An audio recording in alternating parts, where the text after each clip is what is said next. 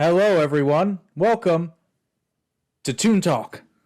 I don't know why I did this. I like it. Talk 2.0. Leave it to the musician to figure out. Talk. You know what? We should is the talk. Talk 2.0. Like it. Love it. Welcome, Jake. Alrighty, so our first bit, other than welcome to Toon Talk, thanks for joining us again, everyone. We're going to start talking about justice on an intergalactic scale. That's right. We're talking about Green Lantern, as promised in the previous episode. We knew we were going to go down that rabbit hole, so we left it for another episode because we can go for a long time because we're both really big Green Lantern fans. I don't consider myself in the Green Lantern sphere as fan, but I'm just going to say this. In brightest day and darkest In Blackest Night, no evil shall escape my sight. Escape my sight. Anyway, I'm not going to go that deep because people will call me a nerd, but that's my favorite. Let those who worship, Jake. let those that worship evil smite. It. Let those that worship evil smite. Beware my power. Green Lantern's light. Oh, you're wearing green. Oh, even better. Even better. Shit. We are not worth it. We are that T-shirt is really good. I saw this on Wish of all places, and I'm like, the joke's too good. It's really good, man. I have to get it. Imagine a Deadpool Green Lantern. Technically, he already is. I mean, I never thought they did it, actually. I mean, because Ryan Reynolds played both. I didn't see that. That's the joke. That's the joke. In my mind, I'm thinking how he can destroy the universe, and that's the joke. Well, if you remember at the ending of Deadpool 1, he kills Green Lantern. Going back. It's one of the best jokes ever. Yeah. I love it so much. We're gonna have probably our first discussion online, because I really don't adore Hal Jordan. I think that he's holding back his whole life, that he wants to be the hero. He wants to be as a Boy Scout, and he can. That's what he explodes, and we're going to talk about that. I think, for me, Hal Rayner, being an artist, a drawer, a painter, makes him the perfect Green Lantern. So long as I'm not disputing, because Kyle Rayner is a fantastic Green Lantern, arguably, for many reasons, the best ever, because of what happens at the end of Blackest Night. But, I think an artist does make a good Green Lantern so long as they're sufficiently brave and have sufficient willpower. Yes, and I don't want to defend Kyle Rayner, but I will. If somebody chops your girlfriend's head and put it in the freezer, it will create something in you. And Kyle Rayner is really young. He became Green Lantern when he was 20. From a community college, taking someone here and there credits to become a drawer, and come on, give him a chance. Hal Jordan was a military already prepared for tension, feeling the stress, and even so, I feel, and please don't take me wrong, it's not that I don't like Hal Jordan. I believe that Kyle Rayner born to be a Green Lantern, and Hal Jordan became the Green Lantern, in my perception. I mean, fair enough. But I think the argument in and of itself proves why the concept of Green Lantern is so awesome. It's because obviously you have to be chosen, but theoretically, anyone has the ability to be a Green Lantern. You don't have to be a certain species. You don't have to be a Kryptonian. You don't have to be born, or not be born, but you don't have to live under a certain type of sun. Anyone can physically become a Green Lantern. And that, I think, is part of the appeal. And yes, it's part of the appeal. And we're not going to leave the Green Lantern Corps today. But, as you say, everyone can be a lantern. Call it red, call it black, call it white, call it blue.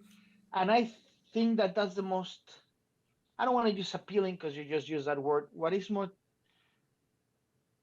important for everyone to have an empathy with the characters is that no matter who you are, you can be a superhero because you just got to think and you create, Right. right? Well, and then I've always said about Green Lantern why Green Lantern is such an effective comic book hero. I've always said he's the second best in terms of marketability. The first is Captain Marvel, if you're marketing to children for obvious reasons, because he's actually a kid. But it's very easy for a kid to imagine, oh, if only I got that ring, then I could be a Green Lantern. And when you refer to Captain Marvel, you mean Marvel, right? No, I'm Shazam. Oh, Shazam. Yeah, like I don't like to use that though because that's BS. That's what would you call that? Corporate opportunism. I still refer to him as Captain Marvel because he was the first. That was his name. Shazam is just the way that he invokes his power. Yeah, the thing is, Captain Marvel was Captain Mar, last name Vel, with another V. So Captain Marvel, and he never represented himself as Marvel, but it was an opportunist and good moment for the industry of when DC was down and Marvel was up. Before Marvel went down and DC up, and now we know the story. Yeah. But let's go back to Green Lantern. There's other Green Lanterns that I for a reason, maybe because they were released in different times. I think that Guy, he could be a good Green Lantern right now. Yeah, right Think now. about it. Yeah, I think he came too early because he came probably what in the 80s, 82. I think I'm not. I don't. He was a. I don't know. Correct me if I'm wrong. He was a football player. I don't remember if it was a college football player or a professional football player. I want to say college, but I'd have to look it up. Yeah. So the way that he's free, the way that he is a kick-ass guy that doesn't let nobody to be a bully but himself, it really represents where we live in society right now. Is like, please don't support bullying, but if somebody tells you something, right, you're in the right to defend yourself. So that's Kyle Rayner today. He's the only one that portrays himself probably as a hooligan from the 70s, beginning of the 80s, in the anarchy of the punk rock of Sex Pistols. He's wearing a leather jacket, cut it off right. Sometimes it's leather, sometimes it's a denim jacket. So it's pretty cool. I like him, even he's a little impetuous, right? A little harsh. Guy can be off-putting to those that don't fully understand him. But I think I know that in real life, I know that I could have a great conversation with Kyle Rayner. I will have a lot of fun with Guy, and I will get bored with Guy and get bored with Hal. What about John? I was going in steps. Oh, okay. We'll get there. John is a little boring for me. He's like a black Superman. Well, the way that he talks. Technically, technically, Icon's a black Superman, but I get what you mean. He is a bit of a Boy Scout. His persona. Yeah. The typical Boy Scout, and I get it. Everyone wants to live to Hal Jordan legacy. I mean, it's a big responsibility.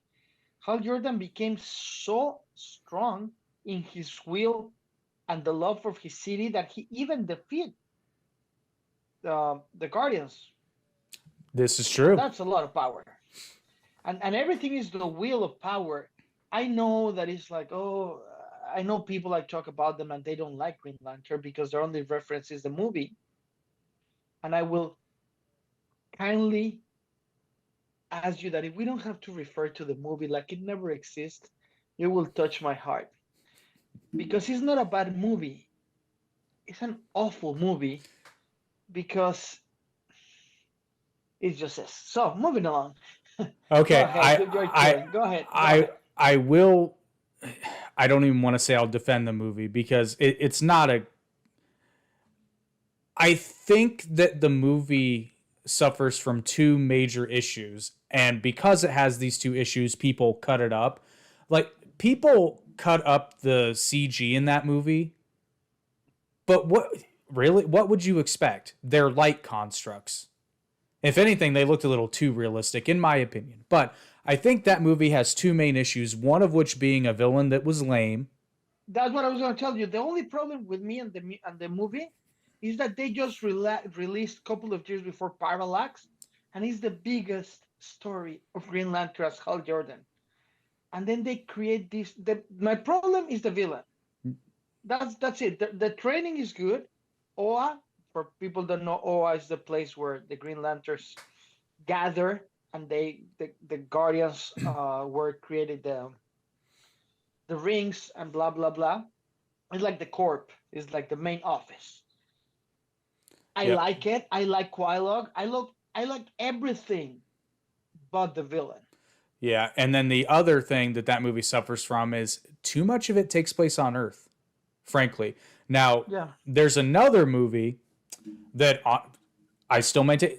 What you will find with these comic book movies, often enough, and this goes for Marvel and DC, a lot of times the correct story already exists in like an animated movie or some other medium.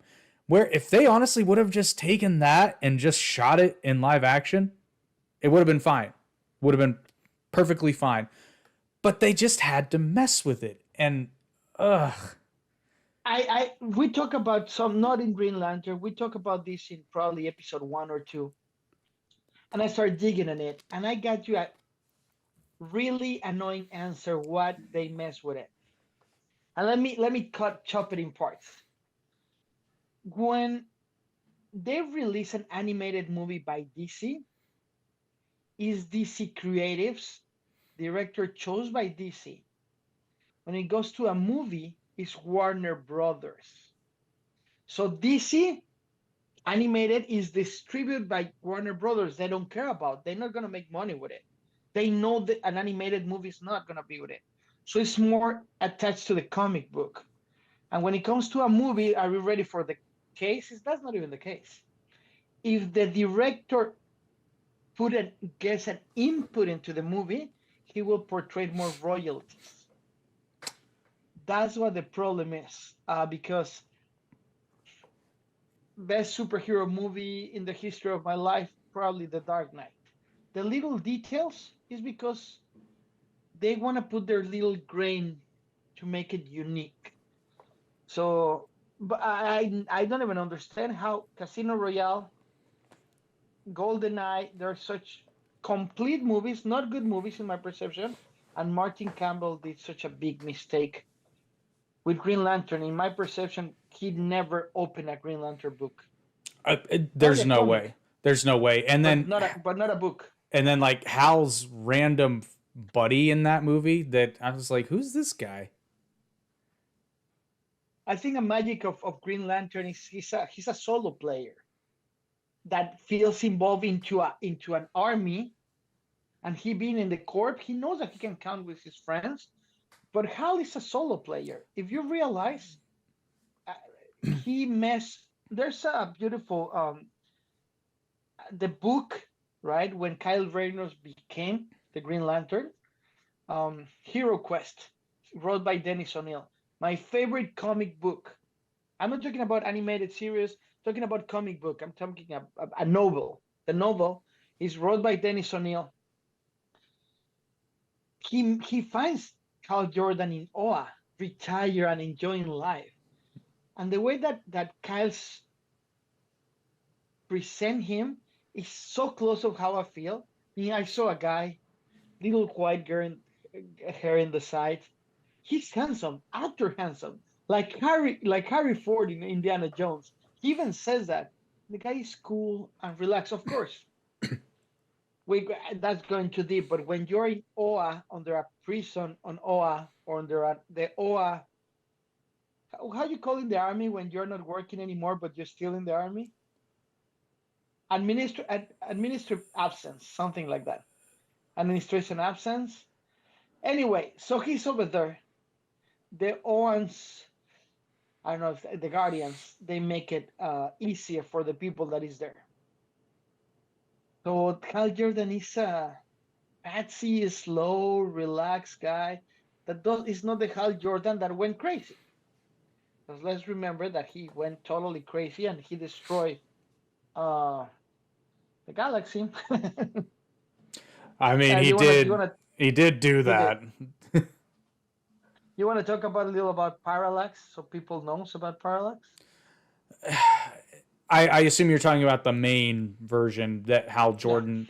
Yeah. So parallax, at least in the main version I'm familiar with, so each of the light spectrums represents like a character. Like you, green is willpower, yellow is fear, red is rage, and each of those colors has a, I don't know what you would call it, a creature, a beast of some kind that essentially personifies it. And parallax is the personification of the yellow light, I guess. Entity, yeah. Yeah, entity. That's the word I was looking for. Thank you. I passed English 101. So now remind me, because God, it's been a while. Parallax possesses Hal.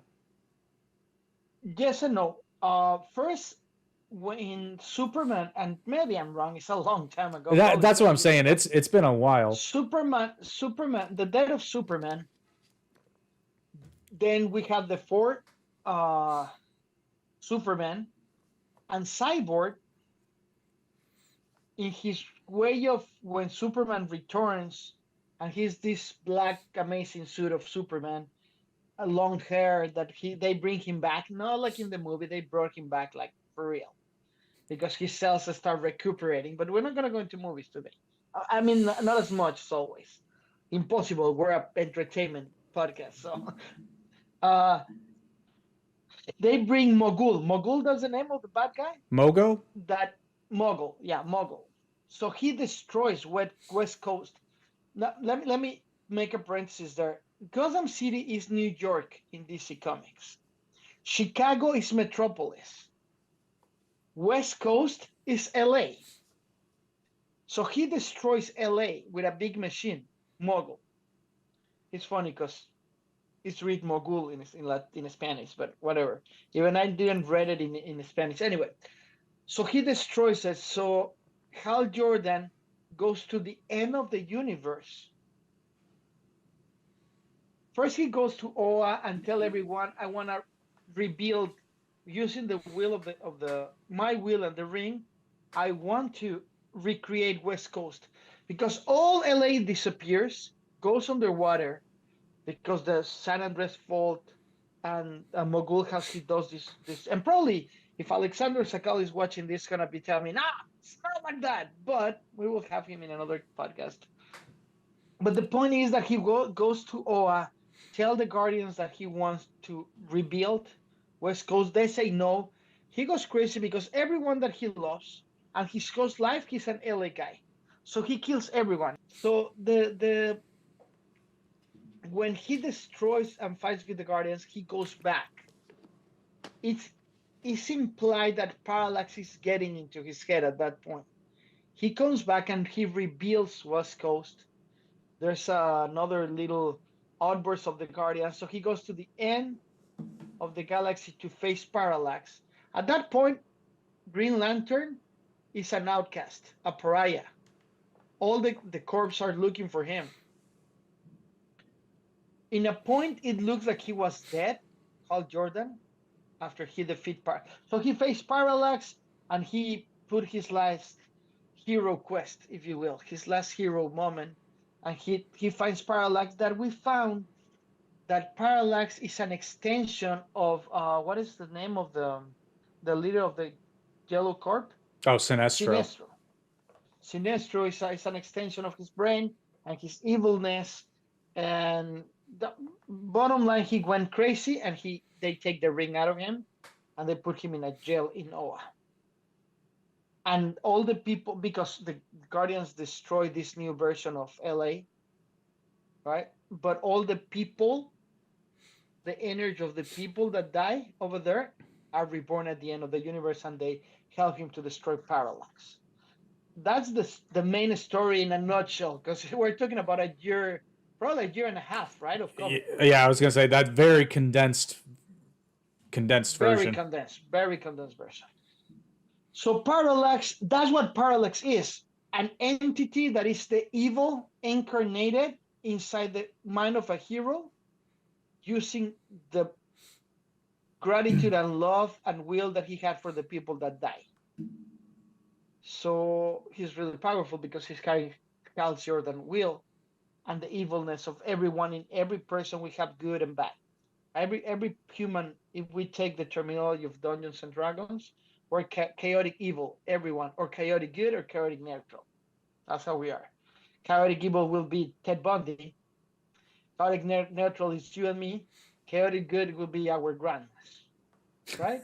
That doesn't mean that there weren't chaotic evil in the past. I don't know, but so I don't know what I got lost in Dungeons and Dragons. But my point is that as a fan, when you know that story, and they throw a movie with a guy that just get a part of the blood of the original Green Lantern, that is just absurd. It's like, I understand that you need to sell. I understand that you want to make something different. God damn it, you have what, $200 million? Dude, give us $1 million back in that day. I will do a better movie and I give you back 198. Well, you have $200 million in the better part of 40 plus years of comic book history that you can pull villains from.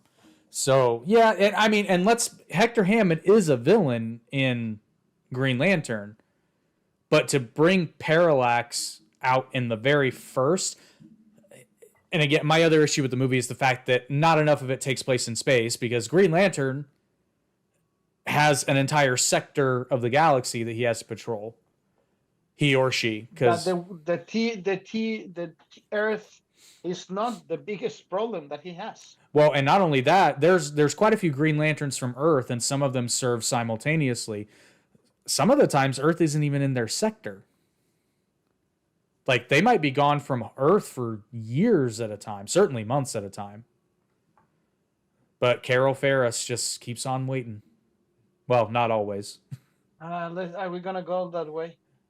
I don't think we have time to go that way, because then we have to get into the Zamorans and the War of Light, and it's a whole thing. Okay, the Green Lantern has 7,200 members. Now that's originally are 3,600 members per sector. Now per sector is 7,200 per sector. And that's not including outer rim Green Lanterns if you're into that part of the lore. Yeah, which, God, talk about a job that sucks, man. Like, you get a ring and you're too far away from Oa to get training, so it just has like a basic tutorial. It's like a coaching online if you pay money. Oh shit! We're all Green Lanterns. I got my Green Lantern degree from the University of Samoa. Actually, University of Phoenix. There you go. He's sharing it right now. I got my Green Lantern ring from DeVry. So let's talk about Alan Scott. Scott was before Hal Jordan. He was original Green Lantern, human Green Lantern. Let's see that we're just talking about the humans today, right? Yeah. We're speaking about from Earth.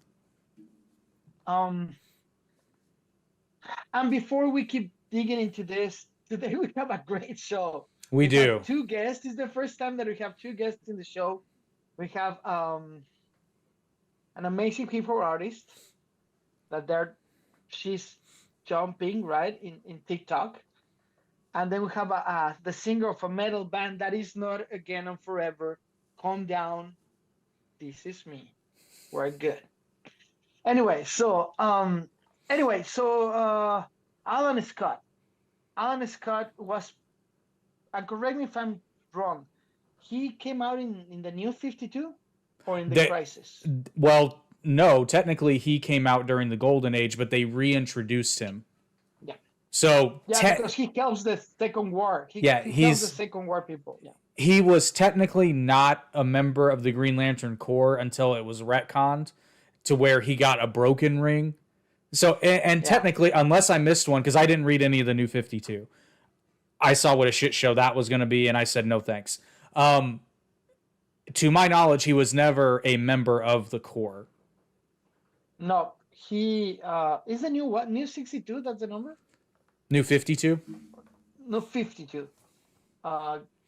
You know what? I have that 5 hours on an audiobook by Graphic Audio. I have it like for 10 years. I haven't been able to listen to the first half an hour. Listen, even DC says the New 52 was a mistake, so yeah. It's written by Greg Cox. Could be that bad. What bad? Well, not the entire thing, but yeah, we don't. The New 52. I was just checking who wrote it. I thought it was gonna be really bad, but anyway, Green Lantern. So, which one is your favorite Green Lantern? Let's go into that. You know what's really funny, because I kind of by default say Hal Jordan because he was the first Corps member, but I'll be honest with you. I don't really, I'm not really attached to a particular Green Lantern. I like the concept. I like the idea of an intergalactic peace force where it combines all the elements of law and order that I like as a person, because you have, like, there are rules. You know, there are lines that should not be crossed, but at the same time, you know, each individual lantern has the discretion. They're trusted to act with their own discretion, and the ring chooses them, so it's not like it's willy-nilly necessarily, but it could be like the FBI of comic books. I think they even have a little bit more discretion, but yeah, I mean, there's you consider each Green Lantern kind of a solo agent, and they have the authority and the means to decide what needs to be done at a moment's notice in the heat of the moment, and they're given that level of freedom because a lot of times what you're seeing with law enforcement today is a lot of times law enforcement is put in impossible situations, and you know, hindsight's 2020. You can say, oh, they shouldn't have done that, but in the moment when you're in a fight, you got to make calls, and I like the concept of that, basically. And not all Green Lanterns are perfect. There have been several story arcs where they either did make a mistake or they thought they made a mistake, but then there's also some really awesome, and I even think of several awesome moments of sacrifice that just narratively speaking play out.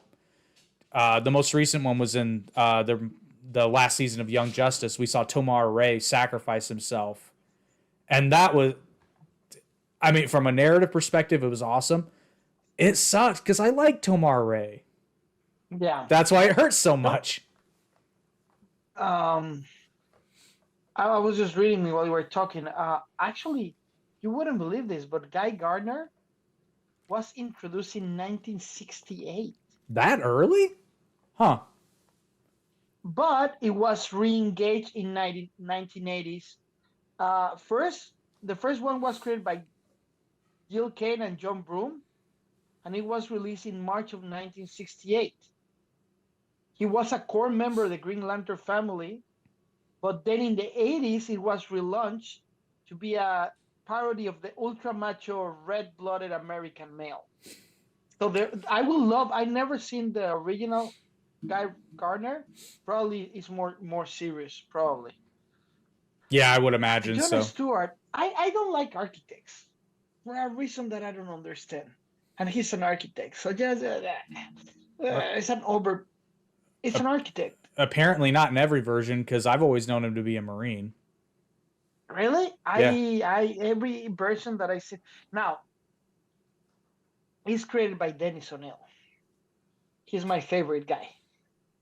Obviously, I don't mind that he's African American. I don't give up. It's the same for me. If he's green, purple, and but you always talk about, you know, pop culture is a reflection of the times, and it usually, we talked about this when we were going over Star Trek. You know, when John Stewart was introduced in the 70s, if I remember correctly. John Stewart was in 1971. Correct? Yeah, I mean, kind of the perfect time. I just learned something super cool. Go ahead. Well, that was my point. Jonas, I like him already because they designed Jon Stewart in Sidney Poitier, the actor Sidney Poitier.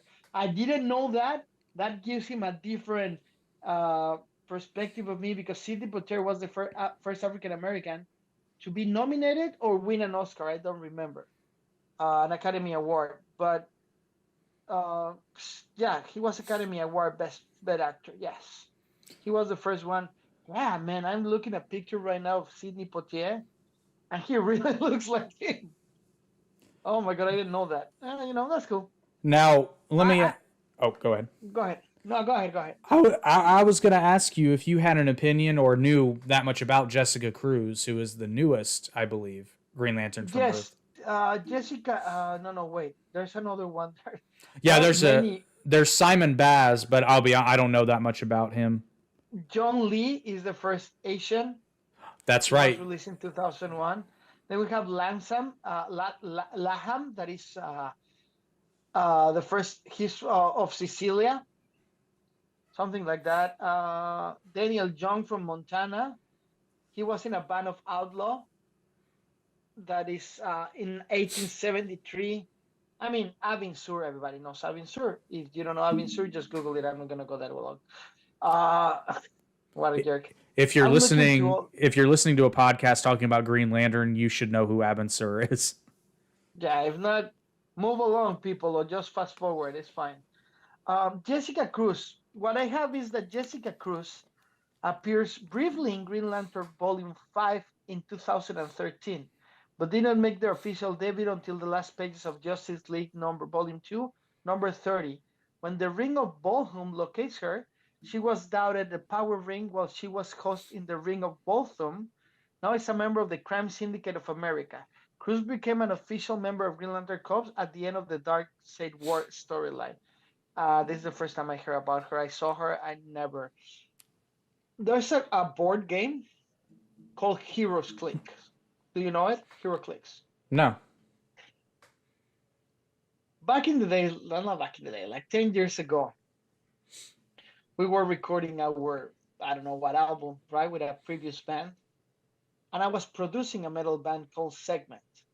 And the singer Richie was a crazy kid like me. And we learned about this game called Hero Clicks. That is perfect figurines, this big, already painted, and they have a base in their support that when you twist them, you see the damage, and as much as you twist them, you are losing power till they go to zero. It's called Hero Clicks, and the maps are the cities. Every board, if you want to play in Metropolis, you put Metropolis, and you can have Marvel or DC in Hero Clicks. So this is not a lie. I got witnesses. We went to a store, and together we spent $10,000 back in the day in HeroClix material. I had so many. We have like between the two of him, me and him, we got I don't know how many figurines and how many maps we bought. We went to 3 stores in Mexico City that is called Comic Castle, the only store of comics over there. The only. When I say the only, it's like here we have at least one per town. That over there is Comic Castle, and we went and spent $10,000. Can you imagine that 10 years ago? It was No. stupid. But the record label was giving us money, so it wasn't our money. We're like, we don't need cellos and an orchestra in the album. Let's get Hero Clicks. So meanwhile, everyone was recording, was just recording in segments. The other ones were playing, and we become fans of that, like crazy fans. Actually, when I left it in a box in a house, an uncle, and he just threw it away after years. I don't No. even know. I don't even know if somebody that knows what is open it, he will be like jackpot, right?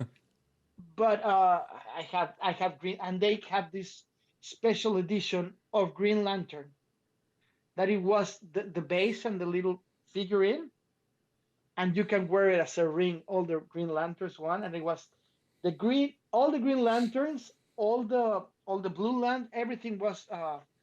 What is the name of that? The black ones. So I forgot the name of that comic.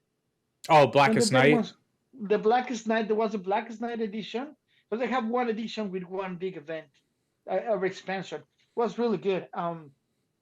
So that's the first time I found about Jessica Cruz because she was there. Yeah, The so figurine. I wish I could remember the movie because the reason I bring her up, I don't know that much about her from the comics, but it was a fairly recent DC animated movie, and it was weird because when they first introduced her, I was like, man, this movie has way too many characters, but I was intrigued by her origin story, at least in the movie, because she got the ring. She and some of her friends were, I think they were camping, and then Right. they basically got taken hostage by a crime syndicate, and they were killing her friends, and they were about to kill her when the ring went to her. And in the movie, Justice League versus Fatal Five. That's the name of yes, the movie. that is it. And oh, good movie, but I was very intrigued by her backstory. And in the movie, she can't use her ring because she's been uh, basically like I don't know what you call it clinically, but basically like her trauma resurfaced and it's affecting her, so she can't use her ring, but she still has it. She's super hot, guys.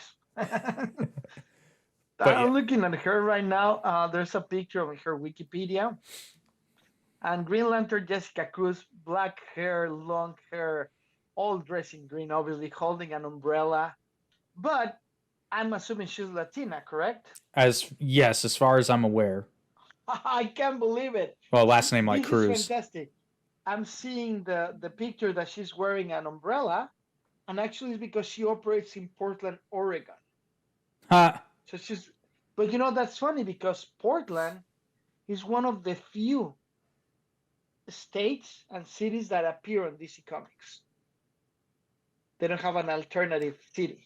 Well, If that makes sense. and they've started to integrate real cities in because now you see. I remember there was another DC animated movie where they showed a map and it's New York, but then Gotham's like a little southwest. Yeah, it's like New Jersey. Yeah. And if you think about it, it could be New Jersey if you think about it, because of the bridges. That's what DC did. Marvel and DC disagreed on that concept. DC opted for fictional cities so that you could Yeah. kind of like, it could technically be anywhere, but they would model them after real cities. Like you said, Gotham City's New York. Okay. Yeah, But that what you think, because Wall Street is there. We know about movies and everything. So, like I say, Jessica Cruz is, if anyone want to watch the movie, as you know, HBO Max, formerly known as HBO Max, now known as Max. They have everything over there, and I will highly recommend to watch Justice League versus the Fatal Five. She appeared in the Lego DC Superhero Girls. huh. She appears in Lego DC Comics Superheroes Aquaman: The Rage of Atlantis. She Teen Titans Go. I never liked the Teen Titans Go. It's funny. It's funny sometimes. I have a personal animus to Teen Titans Go because of that piece of garbage. They canceled my two favorite DC animated shows so that they could air that hot pile of garbage. So yeah, I know. One is Young Justice, of course. yep, Which one is the other one? Green Lantern the animated series. Oh yeah. Well, it was a little annoying, the animated series of Green Lantern. I loved it. It's on my recommendations list. Really? Okay, we don't have to agree on everything. Something that I like about Green Lanterns, they keep this tradition like the Padawans and the Jedi's, and that's really cool. Well, That's something that obviously they copy from there. Funny you should mention that because the same animation studio that made Green Lantern, the animated series, also made Clone Wars. Really? I didn't notice. Yeah, the drawings are really I was gonna say they're the same. Probably I didn't like it. I don't like that cartoon of Star Wars. You didn't like Clone Wars? Repetitive. That's fair. I like it. That's fair. It's totally repetitive. In a moment, I just like, dude, could you just skip 5 episodes? Let's just go to the point. I got a little tired. I watch it, probably sleep here and there, but that's Green Lantern in a nutshell for you people, right? What I think about that, we went faster than Batman. Well, Batman. I mean, there's a lot of versions of Green Lantern. There's a lot of versions of Batman. Totally. But the everybody knows version is what we talk about. So now I got a question for you. You are in your beautiful city. I'm not gonna say the city, right? It's You're coming okay. out of your craft, whatever. You're coming out of your Krav Maga. Humor me here. Come on. Coming out of your Krav Maga, you're exhausted, and suddenly a little blue thing that looks like Yoda but with better features, with a red night shirt, tell in a time stasis in the back, tell you should have the ring, Jake. What would you do there? And don't tell. I want you to imagine that it's real. Don't. Oh, I've actually thought about this. I would take it in a heartbeat. Like Okay, no questions asked. I'm down. I'm down because I understand. I know who that little blue man is, so I will take yeah, my you know that is. What is his name? Gauntlet. Ganthet.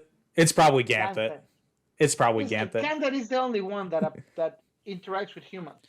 Yeah, which is why He's Ganthet's the like best. he's like the intern of the Guardians. He's the one that goes for the coffee and he's the delivery boy. Like that. No, I think Ganthet is the most what's the word I'm looking for? Human. Yeah, empathetic. He's the most empathetic, but yeah, that's probably more accurate. He's the most human of the Guardians, and that's The thing why. is, the Guardians, they don't feel. They become robots as they're immortals.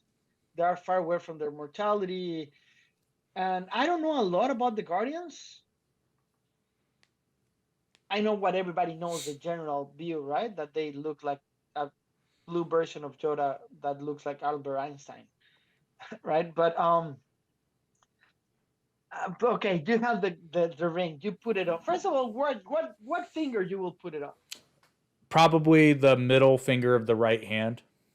I don't like rings, so actually I will make it big and put it as a bracelet. It's the Ooh, same thing. you know what? I didn't even think about that, but yes, I Come on, we're actually thinking. I I thought we agree. thought about it. I don't like rings, but if I lose my hand, I still will hold it. So I will put it here totally. Well, technically, in most versions, the ring will still come back to you so long as you're alive. Yes, but I don't want to lose my hand. That, fair. Actually, Gandhi, like Kyle Rayner called Gandhi, right? Actually, that's the first time in every presentation that I know, he makes a joke. Gandhi. Kyle Rayner tell him, so can I call you Gandhi? He's like, we barely know each other. Like, he's making a joke, right? So we just met. That's the line that he does. But we just met, right? I will put it there. Tell me your outfit, your Green Lantern outfit. Come on, I'm sure you thought about this, bro. Not so much the outfit. I mean, I'd probably go with like real basic Green Lantern attire. Not Really? yeah, I You're killing me here. not super flashy. I'm not Check this out. Black from here to the bottom, all black, but it looks like the stars. Like I get like camouflage in them. I thought about this many times. I will tell you why in a second, and I will tell the audience in a second. So, can you imagine? So, just a little color that is like inside, that is radiating green to light the face. The gloves are black, but these two fingers are green, and there's just a green line over here that goes here all the way down. So I can camouflage it. I will put it like this now that I think about it, because one of the things I would do, provided, well, even if Earth wasn't in my sector, if I had that ring and that power, there's a lot of good that could be done. We'll just put it that way. There's a lot of good, but I would want to make sure my face was covered.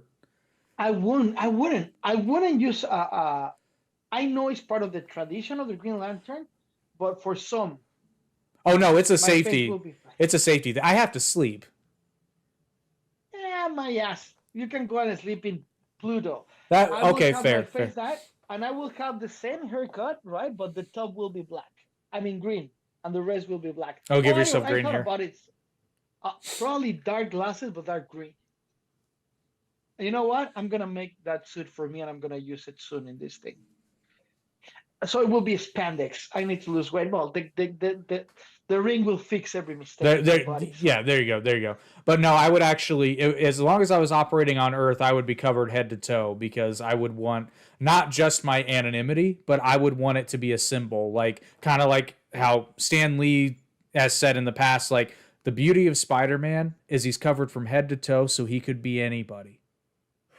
And that's fair for you. So you're saying that Joe Montana is not a symbol? You're saying that Michael Jordan is No, not a symbol? they're symbols, yes, but the kind of stuff you'd be doing Are as you a saying that Martin Luther King and Gandhi are not symbols? Okay, Martin Luther King got shot, so that kind of proves my point. Okay.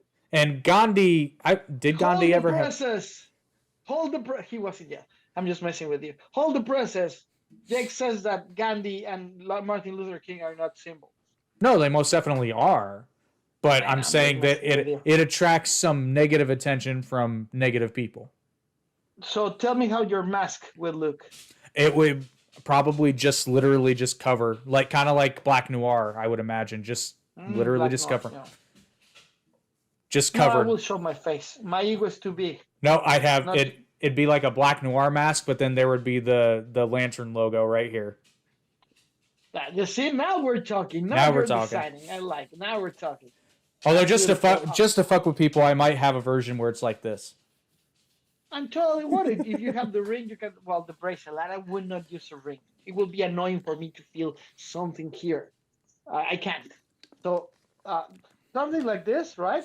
It will be like so green and shiny. It's a Green Lantern ring. You're not a Power Ranger. Although to be fair, I'd take those green powers too. Have you seen this meme that is going around? I just saw it. Probably it's old, but maybe not old. That is Mr. Bean in the side of the road and says, "What happened with the enemies of the Power Rangers?" And he's like this. Oh. And he's like, "Power Rangers!" And then meanwhile the enemy. And he's laying down, because they take forever to transform. That's really good. You got to understand though, they're all doing it at the same time.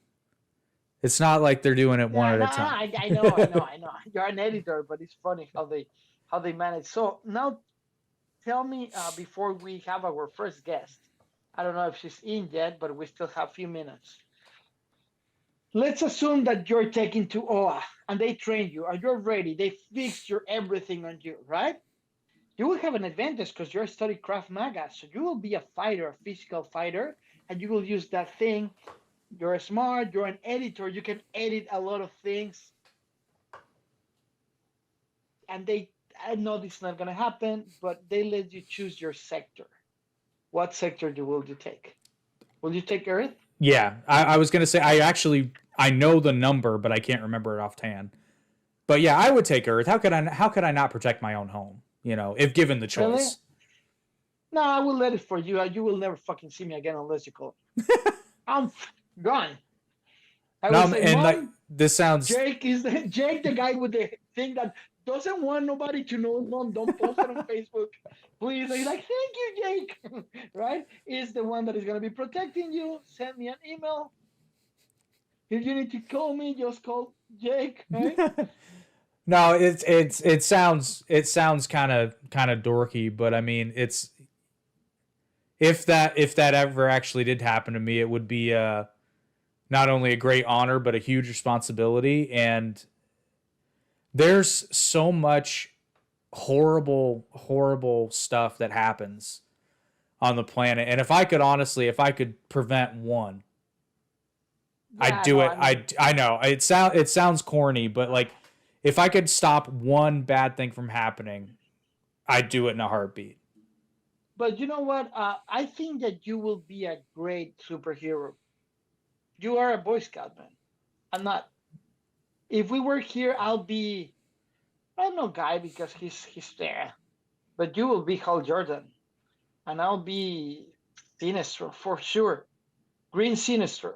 Honestly, I probably wouldn't be any of them because honestly, I'm probably more similar to Jessica Cruz in the fact that I'm not nearly as overly confident as Hal Jordan is. Like, well, are you saying that you're gonna be wearing skirts and high heels? I mean, it might help with the disguise, but no.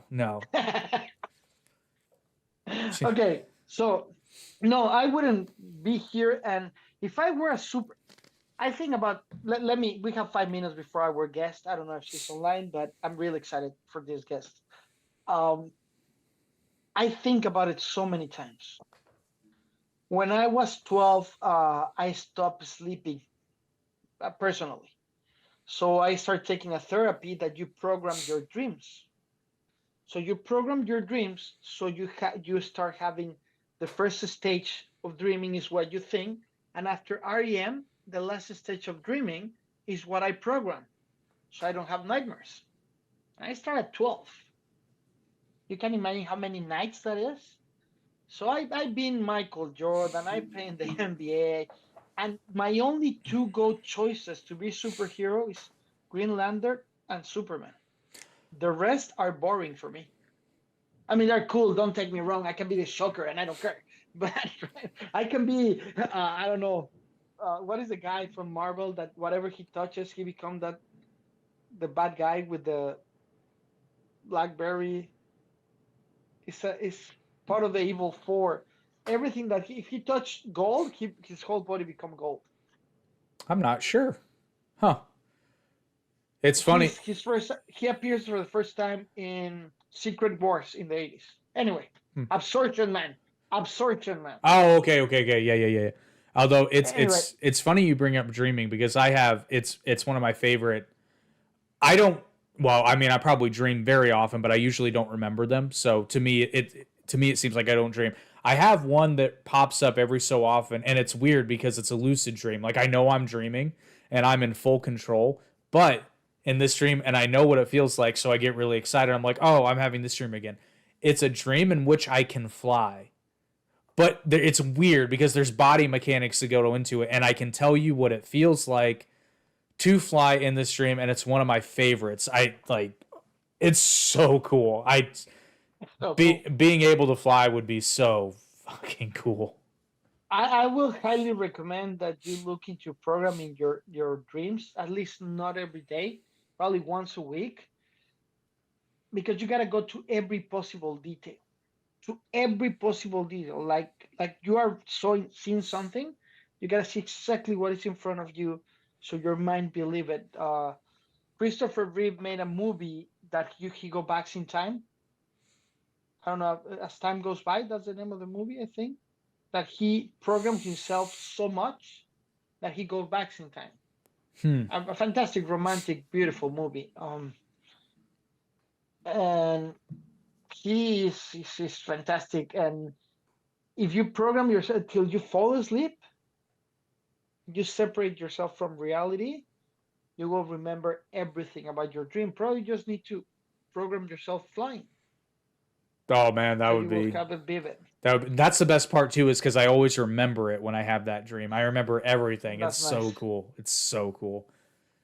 I just remember one time I had a dream where I was in the middle of a horror movie, and about halfway through, I realized I was in a dream and that I could control everything, and then I started just fucking with the killer. Somewhere in Time. Sorry, that's the movie that I saw. Somewhere in Time. Christopher Reeve, Jane Seymour, Christopher Plummer, Richard Matheson, Teresa Wright, and William Macy. If you haven't seen this movie, guys, watch it. Girls with the Boyfriend, the Loved One. It's a must-see movie. Show me. Yeah, because I thought you were talking about this one. Yeah, no. Yeah, I know. No, yeah. I know. Sadly, this is the novelization of Casablanca. Yeah, that's what I throw me to, because that's the song that Sam plays to remember what the romance that they live in France as time goes by. Play it. I'm a Casablanca nerd, bro. I'm a Casablanca nerd. I saw that movie. It's my favorite movie. 10. It's my favorite movie of all time. Fun fact. Well, last podcast. Sorry to interrupt you. Last podcast, you said that it wasn't a perfect movie. Casablanca? No, Casablanca is a perfect movie. There you go. I just wanted to say that. Yeah, no, there's nothing wrong with it. The only thing that's wrong with Casablanca is no, and it's nothing wrong because you have to consider when it was made. The green screen doesn't hold up, but that's not the fault of Casablanca. That's just evolving technology. Life. But you know what? Have you seen the one that they repaint? Apparently not. It was released in the 90s. They repaint, they color it because the original Casablanca is black and white. No, no, wait. They recolor it so good that the green screen looks better. Really? Okay, well, I might have to No, check that out. I mean, they saturate a little too much, like every movie that they paint. But come on, dude. I mean, we make music videos, so that for me is art. Hey, fun fact though, you know that nobody ever actually says "play it again, Sam."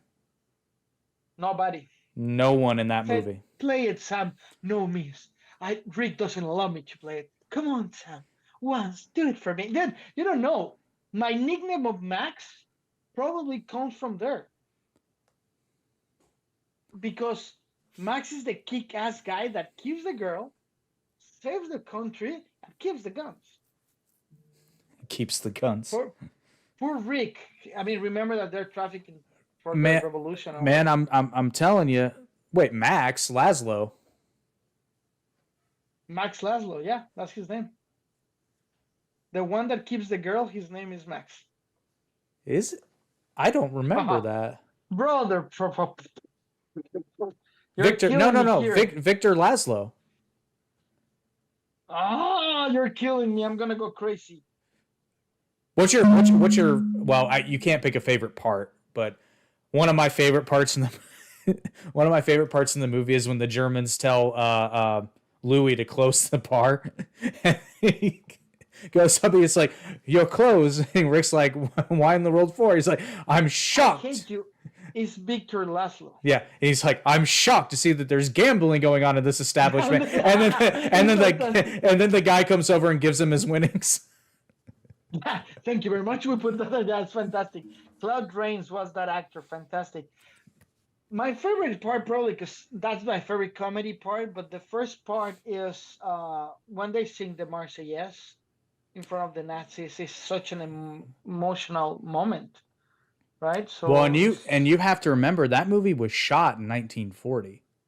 Yeah, for 1940 present in 1942. Yeah, correct. Yeah, so they hadn't won yet. No, I'm looking who was Max because I'm pretty sure there was a Max. There was a Max. I just can't remember who it was. I think it was Victor Laszlo fake name, if I remember well. I can find it. Maybe. I don't know. I can't remember now. Max Steiner. Oh, come on. Really?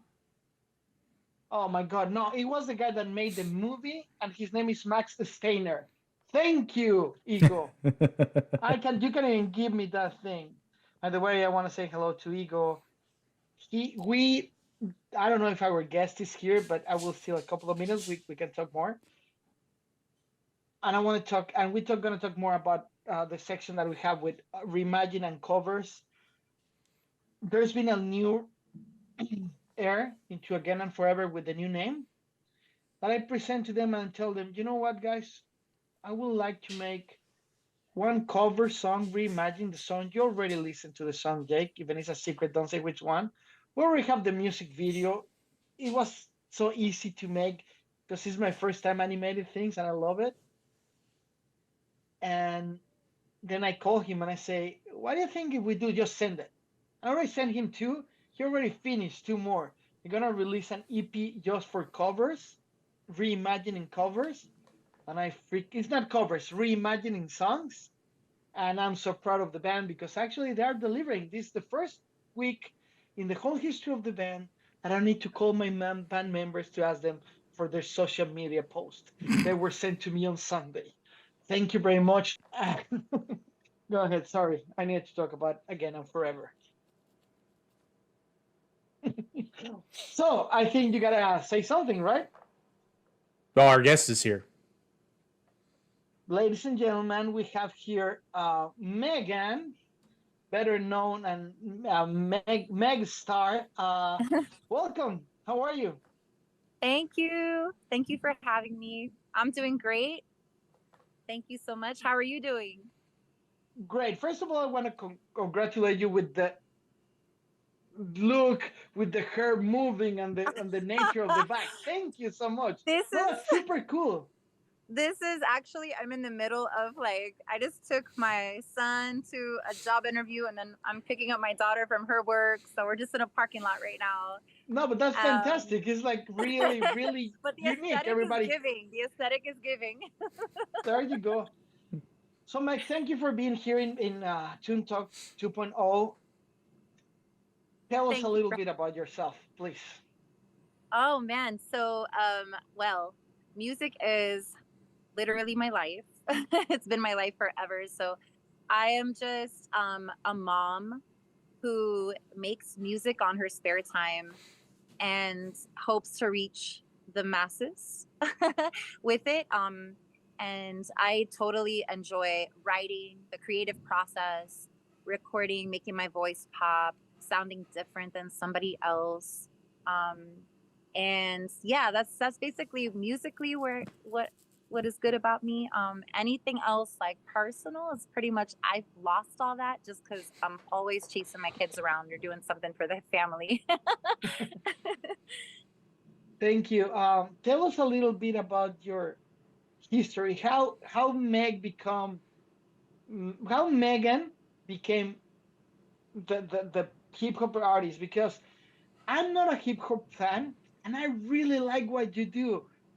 I was when you were in the TikTok live and we start talking, Hmm. um, it was amazing for me because you're scrolling and then you start talking and I'm like, oh, she's really cool, and then you start keep hopping and I'm like, holy shit, why she's not famous that Eminem?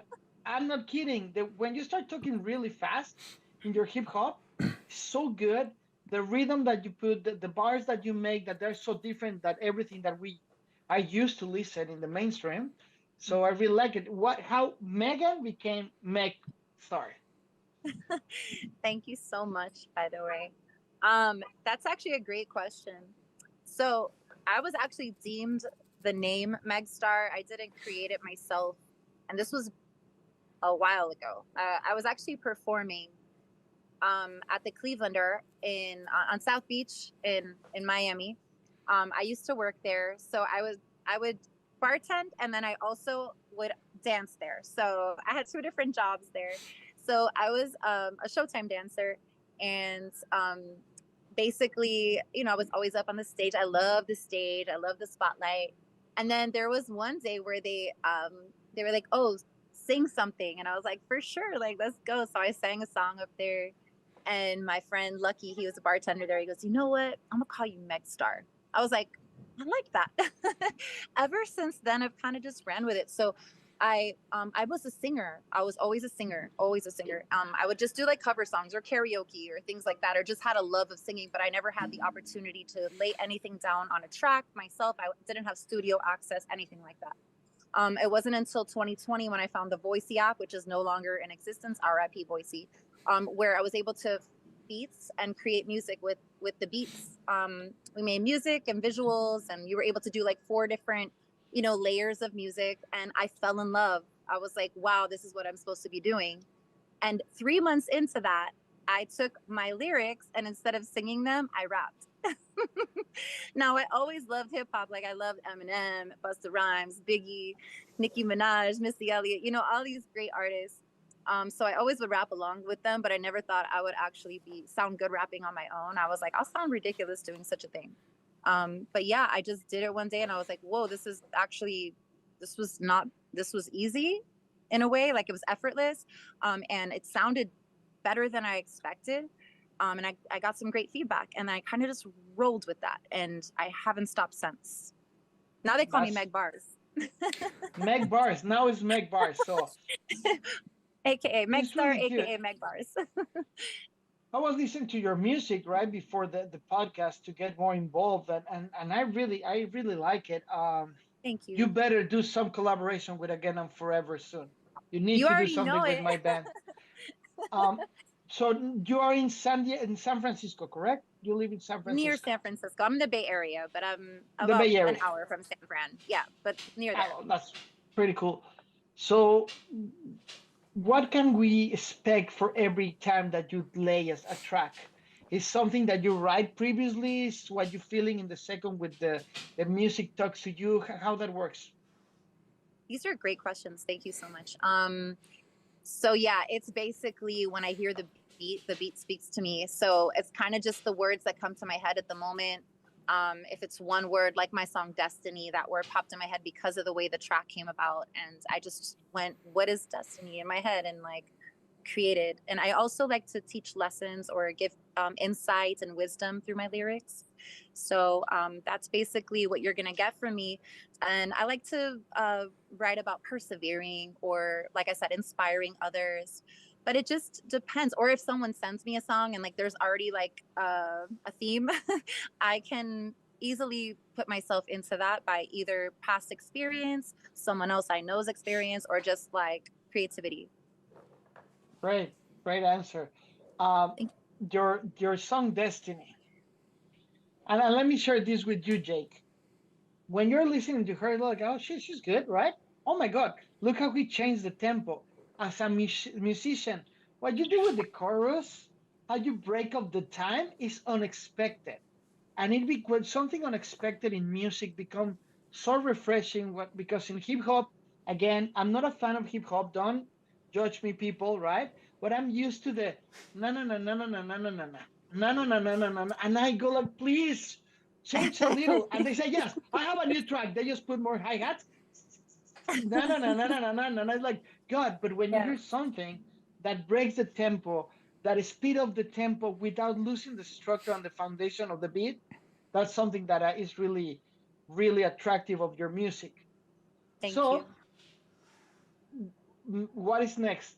Megan Bars. I like Megan Bars. Well, back to the tempo switches.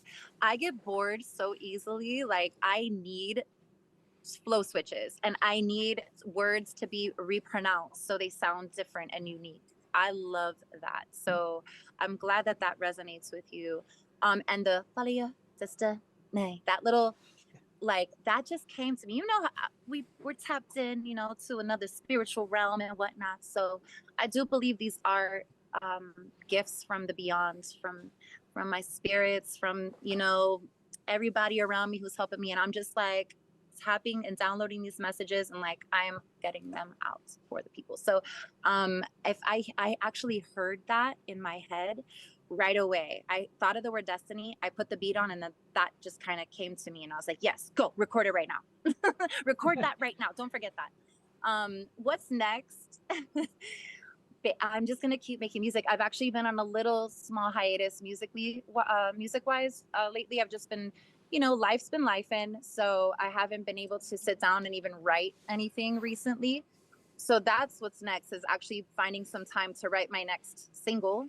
And yeah, I just want to keep putting out a bunch of music, keep staying relevant on like TikTok and reaching more people and individually reaching people. Cause I swear every time I go live, I at least impact one new person. I know that you being so humble. Staying every time I'm sliding TikTok and I found her, I'm surfing the TikTok. Let me put that trend.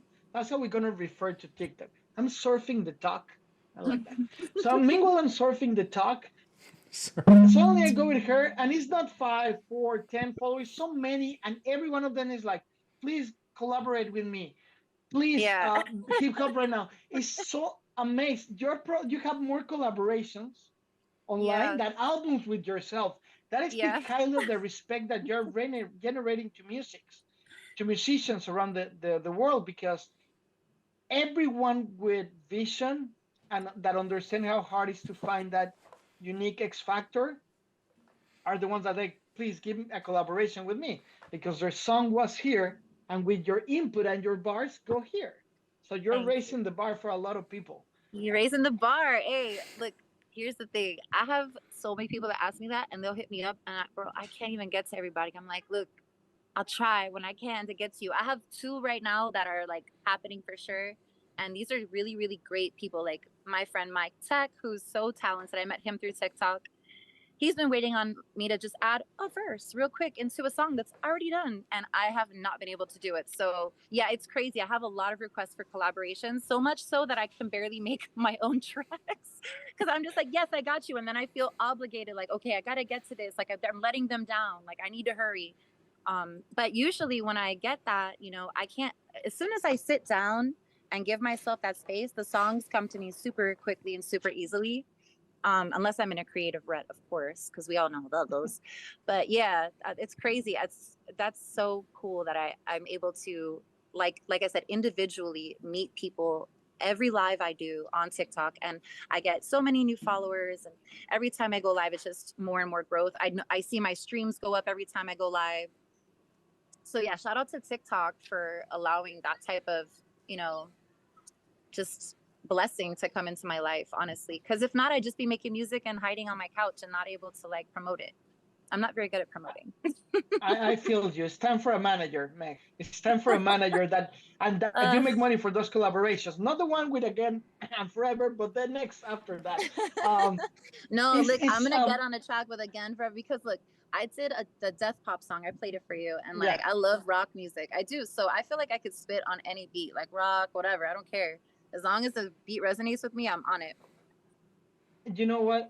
Something that comes to me, Jake, when I was surfing the talk. I'm gonna use that forever. Trademark virus box. So I was surfing the talk, and you usually, when you see an attractive guy, right, or a hot girl, they're like, oh, hi, life. And when you go to Meg, she's not flirting with nobody. She's nice, respectful. She actually cares about the other people's message. And when you're surfing the talk, you get tired of the same shit. The same people like, look, how I'm doing my makeup. Oh, look, I got the new dance. Oh, this is the new joke. It's like, give me something fresh. And then you go, now it's so trendy that everybody do boxes. And it's like, I really don't want to go to a coffee shop with a bunch of strangers to listen what you guys talking. Right? I get one, maybe two. The battles is not my thing. I hate battling in TikTok. I can't stand it. So when I go there and I see that they're putting good music, because the first time I was, yes, I'm gonna say it again, Jake, surfing the talk. She was playing rock music, and I'm like, hey, hi, can you play our song? And she's like, sure. And she played Torn, right, by Again and Forever. Sorry, and that's when we start talking. Yeah. So it's refreshing to find somebody in the talk. I love that thing. In the talk that is not there to sell themselves. They're just because it's their way to express, and it's such a big difference. I'm not saying that it's anything wrong with the person that go, hey, give me some present. That's cool. That's their thing, but it's not my thing. It's People, not my we thing. have lives. We have lives after we have girlfriends, right? Other people boyfriends. They can have both, whatever they decide to do. People are married, right? So it's not like we always want to see the Kai, baby. It's like, dude, I don't want to get into trouble. One, second, I'm too old for this shit. I'm too old for this shit. I don't want to be putting hearts in somebody. To the choir. There you go. It's like a stupid just for a little thing. Now, Jake and me have a little theory that everything that you see in the talk, you need to put a heart on just to help the other creators. If it's good. What it is. If it's good. Yeah, of course. If it's somebody doing if it's somebody doing the NPC trend, like swipe away as quickly as possible. I'm about to do that, y'all. I gotta pay bills. Like, what am I supposed to do? I gotta do the same. What are you talking about? Mine is going up. Actually, Virus, you doing the NPC trend would be pretty entertaining because you're actually clever. But just the general ones. But hey, it's worth noting the whole reason we're here right now is because of TikTok. That's how you and I met. Yeah. TikTok is huge. I don't want to sound bad because I need to protect my IP. From now on, is the talk. Okay. The talk. So no, but it's super. So we gotta. It's such a good platform to go on and show and share, because back in the day, and you guys are young, but back in the day, you didn't have a wave, you didn't have a record label. I'm not kidding. You couldn't. The only way that somebody could listen to your song is because you were dating the sister and the guy knows your song, or you were going to a bar begging for somebody to give you the chance to jump in. Yeah, it's a different day now. You can actually like promote, you put your own music out on Spotify, promote yourself. Like you don't need a label to do it. So we have to use the tools at hand. I'm with you on that. That's so true. And that goes to my next question. How you manage time? I know that you've been on hiatus. That's like been like 3-4 weeks. Like your hiatus is like nothing. Kids, yeah, pretty much.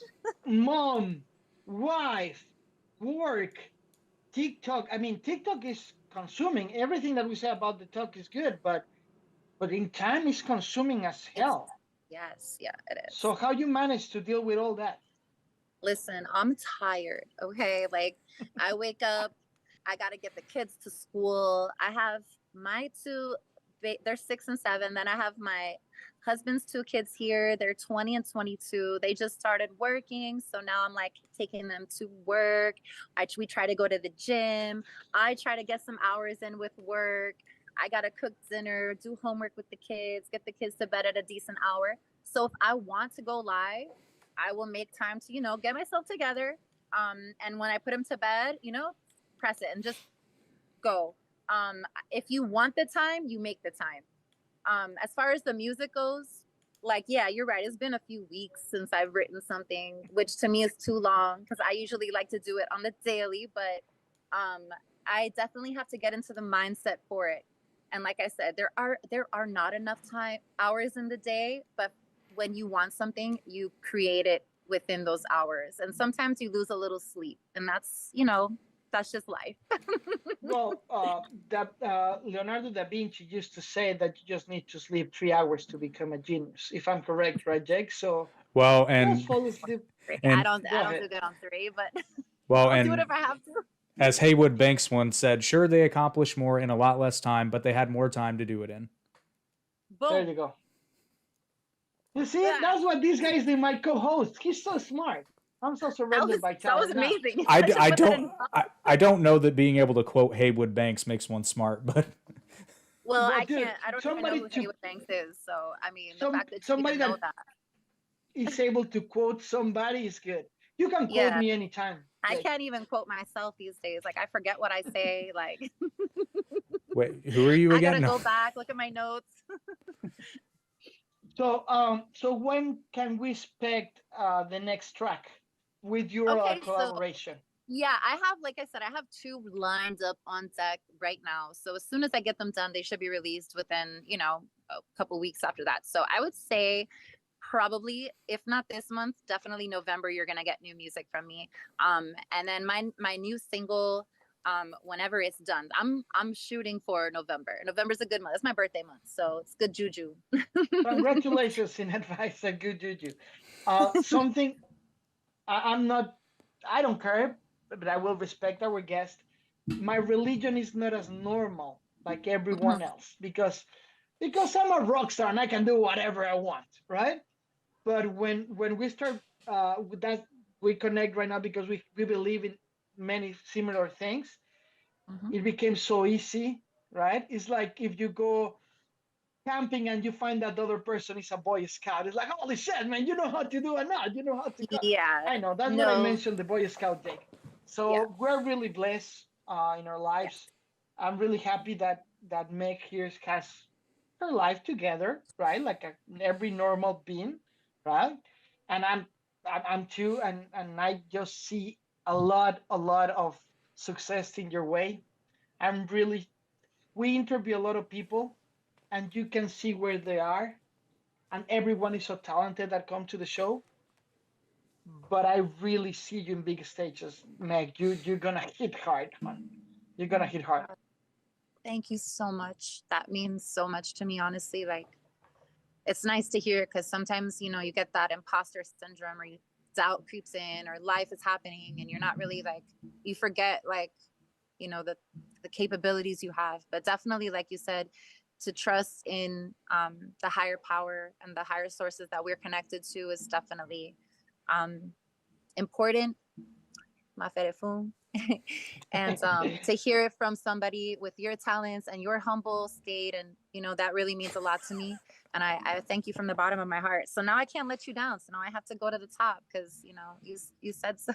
There you go, And putting really pressure on your people first, again. that's my job. I think that because of what you told us, that you used to be a bartender and a dancer, your first album needs to be named Coyote Ugly. Totally. I worked at Coyote Ugly. I knew it. When you were telling the story. I did. I was, what is the name of that movie? I was looking for it. So I think that's the name of your first album. It's funny, when I worked there, we were bartender. I was actually the dance captain. There's a dance captain for every bar, and they're the ones that lead the dance practices, because there's 3 choreographed dances that I don't know what they have anymore, but you got to perfect everybody, and be especially like if a song's on, jump up on the bar and you start the dancing. Like, that's why they traveled me. They sent me as a traveling coyote I was in the Fort Lauderdale bar at the time, to Austin, Texas, to go help the girls over there learn like to dance better. So they sent me over there for like 2 weeks. That's crazy that you said Coyote Ugly. That was back in my day, back in my youth.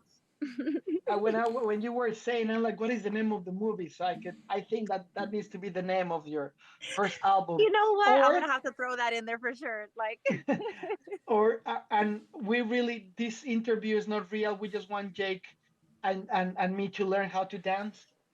Oh, so we're gonna do. Come on. That's so ugly. Why do you? There you go. Why do you assume I can't dance?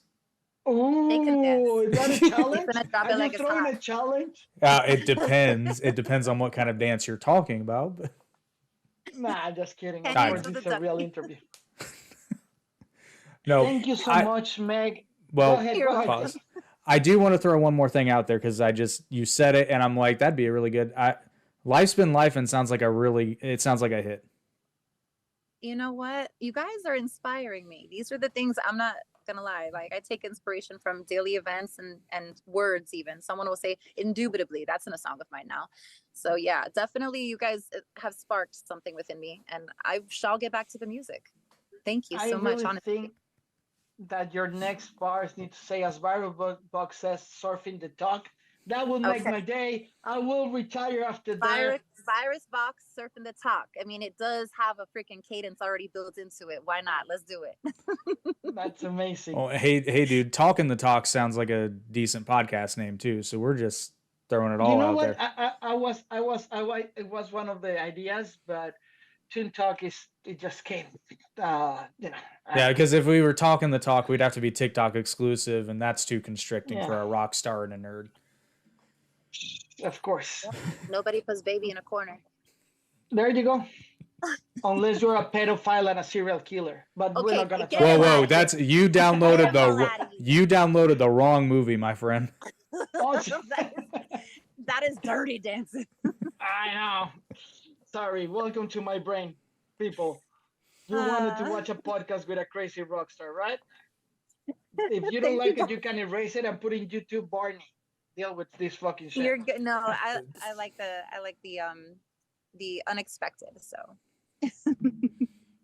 thank you so much, Megan. It's fantastic to have you here. If you want to add something. Thank you so much for having me. And yeah, just follow me on TikTok, Megstar Official, Instagram, Megstar Official, Stereo, Megstar Official. I am the rap goddess of stereo currently. I'm holding that title. Stream Megstar, that's one word, MEGSTAR, on all platforms, Apple Music, Spotify. And yeah, just stay tuned because there's more to come. And I appreciate every single one of you from the bottom of my heart. Thank you, Meg. You're welcome. God bless. Take care. You too. Bye-bye. Blessings. Thank you. Bye-bye. Blessings. Bye. What do you think, Jake? Have you listened to her music? Man, yes, I did. So cool. Yeah, I did, and I'm following Megstar Official on social media as we speak. Everyone try to follow her, right? Remember, over here underneath, again and forever. I already follow Again and Forever. I know. But can you see what I was telling you? In a world where everybody's trying to sell themselves, she's just cool. Yeah. She's a person that you can introduce to your girlfriend because she's cool, and it's just a cool friend that hip hop's extremely good. It's a person that that is trying to get out there in the normal way. She's not dreaming with the big stages. She's not, but she will get there because of that. Yeah, I'm pretty sure about that. exactly. So Jake went pee. Where'd everybody go? No, sorry guys. If you see a jump, it's fine because we went for a pee break. There's a podcast in Mexico from a guy that interviewed the people so well. I'm not ashamed to say that sometimes when I interview one of the artists, I kind of use the same paste, in the questions because he's so good. Fernando, that's his name. I don't want to give publicity without the right, but every time he's saying it's time to cheer, he said to the guests that they cheer, with their drinks. That means pee break. So we can do that. So Very, very cheers. slick. Very slick. Fernando Lozano. If people speak Spanish and they want to see somebody with a lot of experience interviewing people in a real nice way, Fernando Lozano podcast is really good. So let's talk about something that is going around the world, amazingly cool. Thank you. My sister brought me something to drink. It's called Neuralink. For a second, it's like, what is going on with I'm programming my Neuralink. Oh. Which actually, I think it would be more like this, would it not?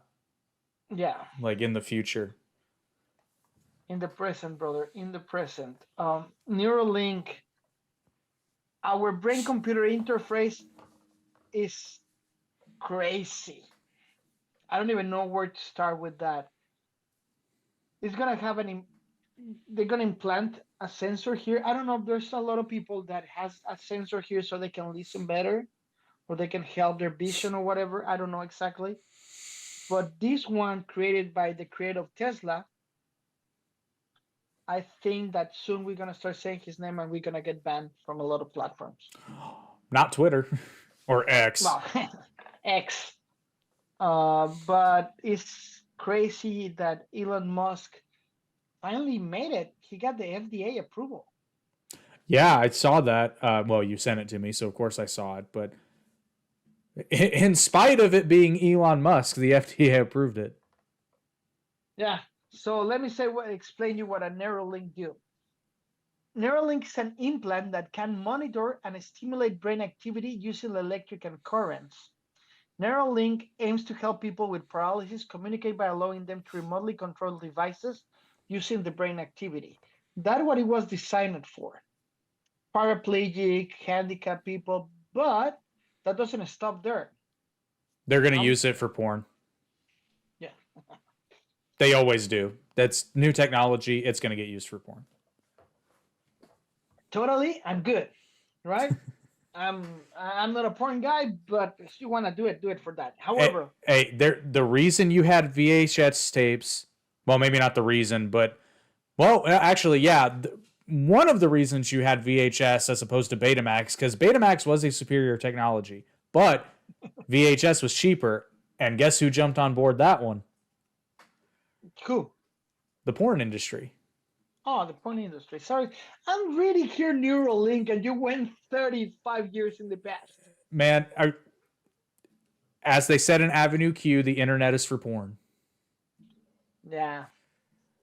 And getting information about Elon Musk Neuralink. The internet is a place where we come together to share to bitch about movies and share pornography with one another. Believe it or not, that's what it was created. To cut communication, share porn, and movies. So I can't believe that he get. Let's clarify this. The FDA, that is the USA Food and Drugs Administration. I'm talking about cocaine and weed, people. Well, now weed it is, but not hard drugs. I'm talking about medicines, cigarettes, whatever that you want to put in the market. You need to have that approval. It's a really hard approval to get. It's called the FDA, and he got the approval for human test. It's not for sale anymore. I mean, not yet, but it's. You know how hard it is. You remember the movie Total Recall? Yeah, oh, I love Total Recall. And you remember the other movie? What was the name? Tom Cruise. Oh, Minority Report. Minority Report, we're gonna be able to do that. They haven't released if we're gonna be able to have an image in our hand, inside our ears, eyes. We're gonna be able to. We're used this generation and the past. We're used to voice messages, voice activation. And now it's gonna be thoughts activation.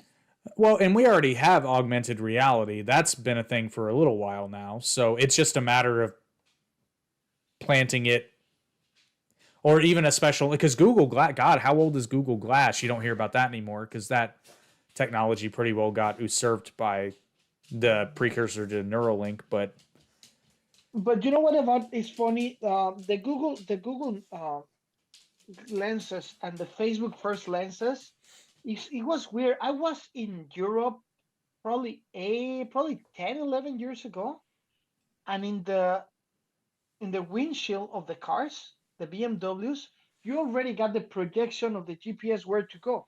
Like, it wasn't cover everything, but over here you can see the map that we see now in the board. USA never approved that. However, yeah. However, this thing is gonna be able, in a really cheap price so far. We don't know the price yet, obviously, to control all your devices. And you wouldn't believe. Do you know the price of everything? For Neuralink, or Yeah, for Neuralink. I'm gonna say $5,000. No, 750 for the operator wages, No, $1,000 for the robot, and $1,200 for the follow-up appointments. that's That's it. nothing. Compared to the lenses of Mac, that is 3,000, the cheap ones, right? It's crazy. I don't know if I want to wear them because I never buy the new iPhone till 6 months over the test. Never do that. I even wait a year or skip one number just to see if it works. Do I want a Neuralink? Because it's easy. Go Yeah, ahead. Do you want one? not up front. I never adopt new technology immediately because there's always bugs. Like, could you imagine if you? I don't know. Are you an Xbox guy? Yeah. Okay, so when you got your Xbox 360, did you get the Red Ring of Death? Twice. Okay, so could you imagine something like that happening with a Neuralink? You just have somebody be like, exactly, like, hi, welcome to Toon Talk. no, actually, the worst thing would be this. Hi, welcome to Toon Talk. Hi, welcome to Toon Talk. No, you know what? With the worst, we're doing a podcast, and suddenly the page goes to YouPorn because it's Neuralink. It's not that we're gonna cut off. It's that would whatever be you awful. think it goes. Imagine that you're watching a movie with your grandma and suddenly change to prep porn. No. Sorry, grandma. I'm going to throw a Scrubs joke in here. You're watching Basic Instinct with your grandma. What movie is this? It's Basic Instinct, Grandma. And then you just think in your head, Mr. Skin pops up. Oh, stop! No, man, and that's no. I mean, I don't want to lose followers, but imagine if you're watching anything, you will control it with your mind. You need to learn how to control it. I'm willing to Just bet to there. change. I'm willing to bet there be some safeguards in place, kind of like how. A good example would be like to report a post on social. I can't tell you how many times I accidentally hit report instead of what I want to do, and it always asks, "Are you sure?" Yes, but there's good people for a lot of things and for bad things. Let's imagine that this person actually is perfect to use the Neuralink. There's person that go in a keyboard and they're fantastic, and I take 3 hours to type. Right? Sorry, I'm playing with my lights. Um, Imagine somebody that is really good. Like today, I was trying to send a file from my phone to my iPad, and I couldn't. What is going to happen with situations like that? Now, for the people that don't know, it's not just a sensor that they attach to your head. It will be little threads as thin as a hair that will go inside your brain. This is not a I don't like it, take it back. And I'm wondering, I'm sure they're getting information of my thoughts, not just operational thoughts. So imagine that I'm sorry, my neural link is updating. I'm moving my right hand like that. Sorry, I'm updating. Give me a second, hon. Give me a second, hon. Wait a minute, I will go for oh shit, the bitch is coming. But we know the bitch up, but I thought about it. Yeah, you kind of give yourself Tourette's almost. Like telepathy Tourette's. I like most. I have kind of a theory with new technology. I think when something is first introduced, it's very scary. But then as a species, two things happen. One, we kind of figure it out and the novelty wears off. So yes, people always use new technology for evil things, but like look at the smartphone, for example. Like we're all young enough to remember because we were alive then how, oh my god, this thing's going to kill productivity. And then lo and behold, AI, though, internet, everything. lo and behold, though, I've sold, because I'm in the cabinet industry, I sold kitchens over text message, dude. It happens. I think the world is arguably more productive now than it's ever been, thanks to technology. And AI is going to be no different. It will affect some jobs, but overall, it's going to have a positive effect, I believe. And the Neuralink will be the same way. Now, what would be interesting, though, I assume you've seen some version of Ghost in the Shell at some point in your life. Now, let's talk about the benefits. Are you ready for this? It will improve the quality of life with people with disabilities. We take for granted everything, man. This is crazy. It will allow people who are paralyzed to control their body again. That's massive. Imagine that you stop jerking off because you went to save our country. And then you come back, they put something, and I'm pretty sure a guy that has been paralyzed for 5 years, and they put the thing, the first thing he's gonna do is like up, down, just a reflex. Yeah. But it will people allow, depends of the case, of course, and I'm not gonna stop being me, but people that are blind are gonna be able to see again. You know how magical that is? And people that are deaf, they will be able to hear again. I think that part is magnificent. Like you say, we people are, I try not to, but we're selfish, right? And we're so selfish that it's a website that people are doing bets of who's going to be the first celebrity with a Neuralink. That's how selfish we are. We're not thinking about the guys that served in Afghanistan that went and lost a freaking side for us. Now, let's see what celebrity do it better. So I think that needs to be a really good filter of who deserve this. Not that you just can go and buy it like a phone. Because I use iPhone. If you try to change me to Android, it takes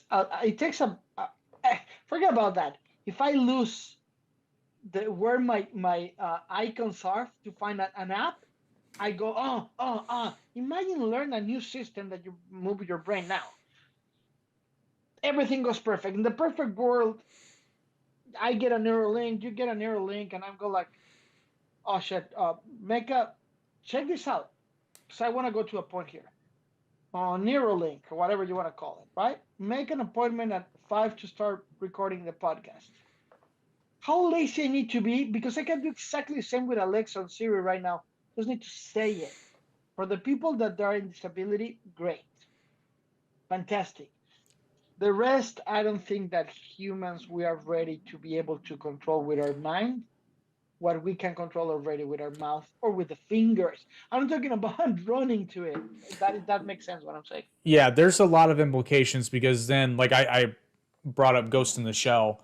You know, there's in several versions of it, they bring up like some people have cybernetic enhancements, some people are full blown cyborgs, but their consciousness is in another body. You know, it'll affect things like athletics. You know, what will become fair? What will be fair competition? Or will we even, since everything can be done mentally, like, you know, it's going to affect it's going to affect gaming. I'm not even going to call it video games anymore because like you will be, as far as you're concerned, you will be inside the game. That's already sort of becoming a thing with VR, but marrying that with augmented reality, like you could, it's a whole new experience. I think you might see something to where you might see a blending with that kind of technology. You might see a blending of like cinematic movies and video games, and they become, which you're already sort of seeing that happen with the narrative structure of video games becoming more and more like movies, but they're basically now interactive movies. Even Mortal Kombat, which I never thought that would happen. But if you take all the cutscenes from I think the last 4 or 5 Mortal Kombat games, they're full length movies. Yeah, you can. Now it's gonna affect gaming, but it's gonna affect way more. Oh yeah. I'm a heavy user of Oculus.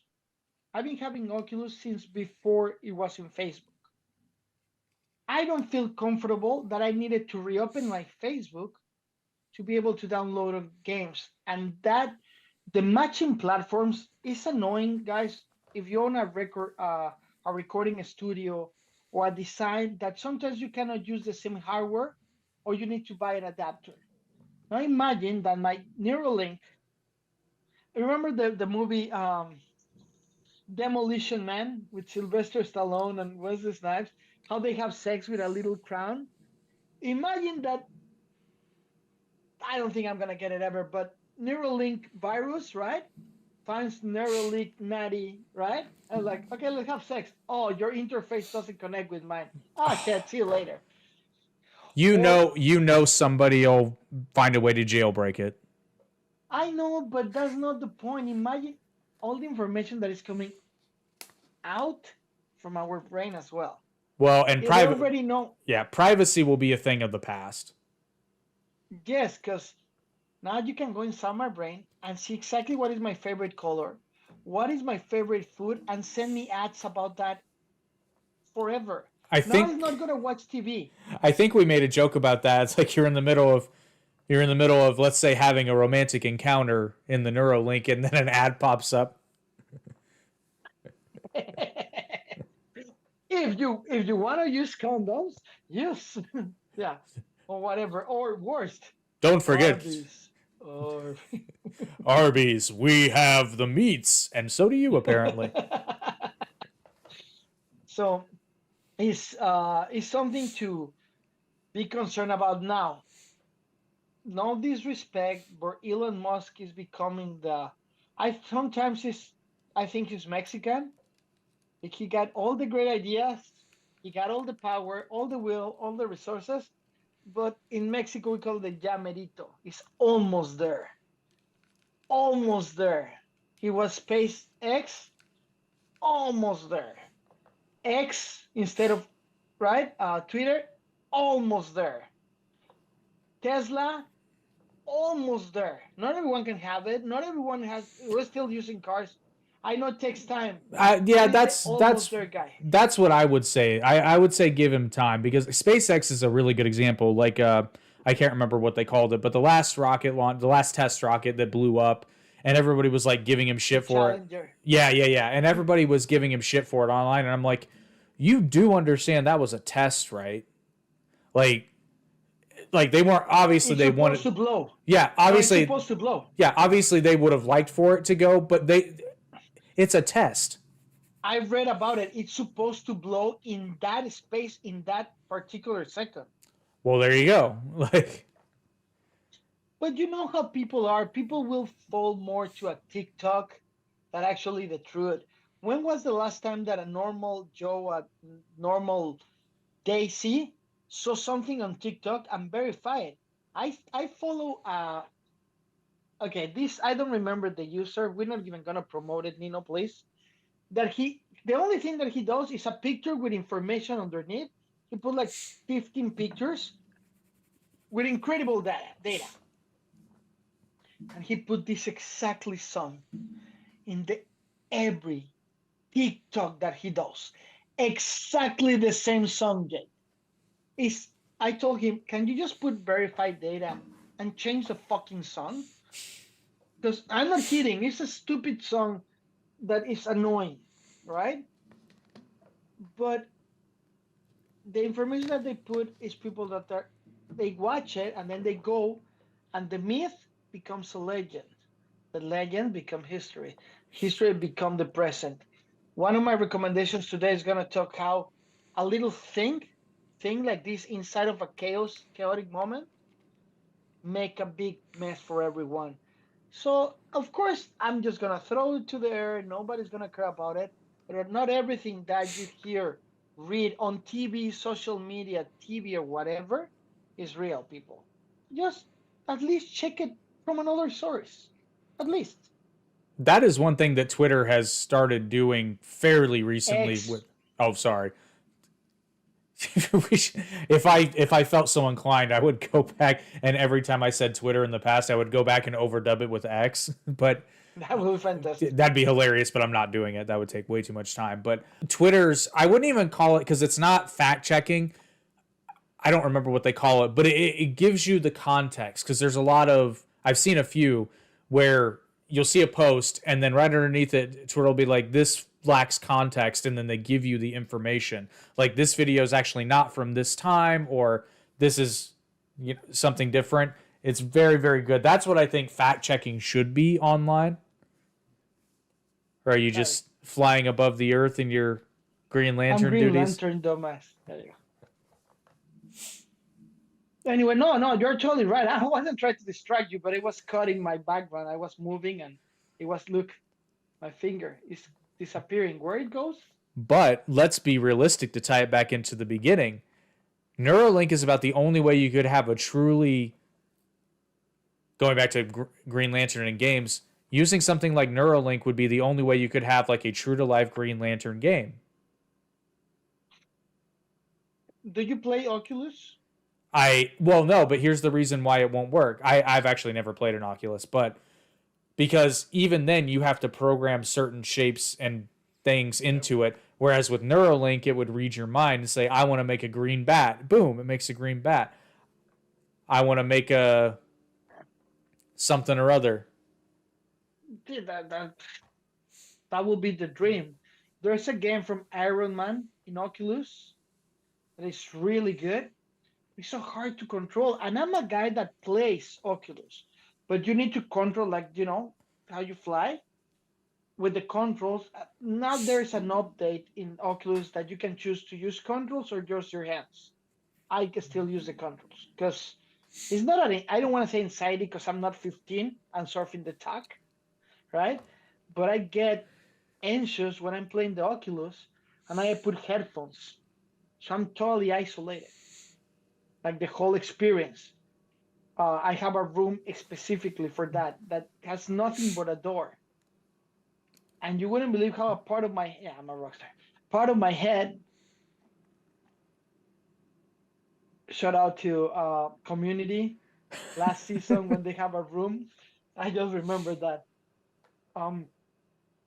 That gave me a little anxiety, and I get nervous because I could be playing with headphones and my visor, and a serial killer can come open the door and kill me, and I wouldn't notice. So I actually put my dog in front of the door, and I'm playing because I get in so immersed, and even so, it's so hard to control the Iron Man thing. Even it's amazing. That makes sense, though. I want to share something that I'm really excited about before we change, and it's about technology. And probably we need to have a section of technology, just because. Look at that, we're growing. No, wait. Oh. I already make a note. What the note says, fuck you, virus. Oh, sorry, I thought it. Yeah, Damn exactly. Neuralink. No, Neuralink. What I was gonna say, oh yeah. I got hired to test a game, 2 hours in Oculus. They're gonna pay me for play 2 hours. Isn't that fantastic? They're gonna pay you to play a game for 2 hours. $150 for 2 hours. That's fantastic, man. It's amazing. I'm just gonna go. I don't have to go there. I gotta put my Oculus. They told me how to update. I'm not allowed to tell exactly what, but they already upload the app, and you can access right now. But when I access, I'm gonna test it for them. They're gonna pay me. That's okay. You can Amazon card. You can Neuralink me the game information. I can. I got an NDA. Whoa! Wow, an N and D and an A. Yeah, they'll have to. Oh, I mean, NDAs will pretty well be a thing of the past. Like you're not even allowed to think it. Okay. So, my dear friend, we have another guest today, right? I don't know if she's in yet. Another guest? No, not yet. Well, we have a schedule at 7, correct? If I'm correct. Yeah, technically she's got 2 minutes. Yeah, but let's talk a little. Can you read her bio a little bit? Yes. And I was actually getting, because I want to remember the name of her song that I listened to. Cut me to the chase. Yes, actually. That's the name. Yeah. Cut it to the chase. Cut it to the quick. Cut it to the quick. That's right. Rocked a lot more than I was expecting. Not that I was expecting it to be bad, but like, you know how it is when it's like you're not expecting a song to be bad, but then you turn it on and you're still like, damn. Yeah, it's a good track. Yeah. But anyway, we're thrilled to have the incredibly talented Rachel join us as our second special guest of the night. Rachel is a rising star in the music industry, known for her powerful vocals and electrifying performance with her band. Is it Valena or Valana? Valena. That's what I thought. She's going to share with us her personal journey, creative process, and upcoming projects. Are you ready to be inspired? I know you are. I know you are. You know what? It's really cool to find a new band that they have a way to express their needs and their emotions. I follow her. I found her on the talk. I love that term. Listen to me. When this podcast is out, give it a month, and everyone's gonna start saying that, and you will remember that I create that line, surfing the talk. Anyway, so I didn't remember that Rachel was her name, but I know it as Valera, the band, and I think it's really good. She is the one that play a cover. She plays the drums in their live, and I remember that she had a sign that said, "I'm really new. Be nice." And I told her, "Hey, you're putting your elbow too down, right? And you need to open your shoulder. You're not gonna get tired." She's like, "Oh, thank you." Then disappeared from my thread, and suddenly I found it again, and then like she's like to like rocking really hard. I go like, what happened here? And the other day I went like, "Hey, when you gonna play a cover from Again and Forever?" And somebody in the people that was in her room said, "Oh, you miss it. She played yesterday." So that was I miss it, but that's pretty cool. Hopefully she jumps in right now. Meanwhile, I can tell you guys something about our guitar player Igor Steiner. He's reopening a huge studio that if you like the sound of Again and Forever, and if you like a good production, he's gonna be able to produce online for you. Ooh. Working with you online, or you can, if you're in Mexico, you can just, even if you're in America and want to go there, he can host the whole band in the studio in a huge house. Sweet. Like old school recording. And guess what, guys? It's cheaper in Mexico. I have to tell you this story because you will find this hilarious. My girlfriend introduced me to this really kick-ass restaurant that I can't remember the name of. I'm sorry, but it's oh my God, it's so good. Anyway, we were there, and one of the things that they do a lot is they'll have a live musician there who's playing while people are eating, but they'll usually like come around and hand out a business card. This like I'll put it to you this is not a place that many Americans, white folks frequent. So almost everything's the menu's in Spanish, like that kind of thing. But anyway, this guy comes around and he's what was he playing? He was playing it. Oh, he had a guitar and he was singing. And he comes around with his business card. And on the card, oh my God, it said, "Lo mismo, pero más barato." Cheap, the same, but cheaper. Cheaper. And that's fantastic. I'm still laughing about it. Yeah, it's really good. I'm looking for a host just in case that. Okay. But yeah, thought that was hilarious. Food was amazing. She replied at 5:20 p.m. that she just texted me that cut me to the quick hit the iTunes rock chart at number 14. Hell yeah. So she just sent me that. She's Hopefully she celebrating. gets back. Yeah, well, that's good, but she better get in our good graces. Yeah, because we can drop that sucker. It's totally a thing we can do with our Neuralinks.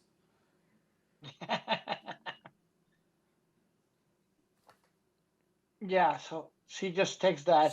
So that's a good thing that she's doing. She's working really good. I personally, I like the song. I would like to hear more from her album. For her Yeah, singles. I need more. yeah, I was bummed because I found the first one on YouTube because I use YouTube Music for most. I have Spotify, but I don't pay for premium. But I went on Spotify to try to hear more, and there wasn't any more, and I was like, no, I want more. Look, my Neuralink to erase my hat. Look, the eye that beholds everything. Yeah, I wanted more. I haven't got it yet. I don't know if she's. You let me know when she comes in. We can. What is the next topic? While she gets here. The next topic is I don't remember exactly your wording, but it was basically like the covers, not covers, was Yes, reimagining. there's a new trend that is not making a cover of a song. For the people that doesn't know or they forget, you can take a track from anybody, and to make a cover, usually you keep the lyrics, the melody, the notes, and everything. So this new trend that I find it amazingly good is called reimagine. So you just need to keep one of the three or two or whatever you want. And it's like you create the song. You need to embrace the song like you created and reimagine the song. One band that just did a fantastic job is like Falling in Reverse. I don't know if you know that band. They did the song from Papa Roach. Cut my life My into my pieces. my buddy Eric was telling me about it. I haven't heard it yet, but he said because I love that song. Um, but I They have did a ballad with opera, metallic, metal. Cut my life into pieces. Like so good. have you Uh, have you heard the Frank Sinatra version of Down with the Sickness? yeah. It's not an AI cover. Somebody actually No, did. it's somebody actually did it. Yeah. Yeah, Oh yeah, god, that was but so funny. I but just it's love it. it's a good way. I just Go ahead. oh Good up with that's it's a really good. I know it's a fun cover though, but that's a cover. You see, they did it. They make an arrangement of the original. It's not reimagined. Somebody that was a precursor or a pioneer of reimagining is the man in black. What's his name? yeah. I Believe it or not, there's another organization that was a pioneer in this, and because you and I had talked about it off the podcast, and I kept wanting to mention it, and I kept forgetting, but WWE of all people, they have a couple. here we go. No. I'm just Listen. kidding. They have a couple of albums where they did just that. They took their wrestling themes that were because way back in the day during the Ruthless Aggression era, WWE went through a period where they had in-house music and they always have as long as they've been doing music for entrance themes, but they went through a period where a lot of their top stars had like bands, professional bands or artists record songs Yeah, I for remember. them.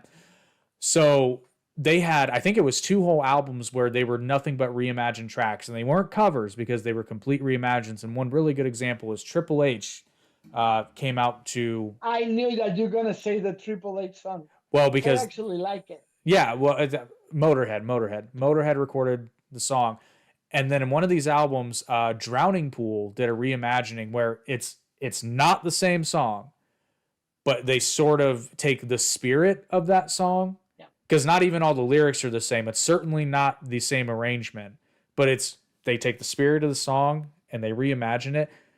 It's so good. It's so I, good.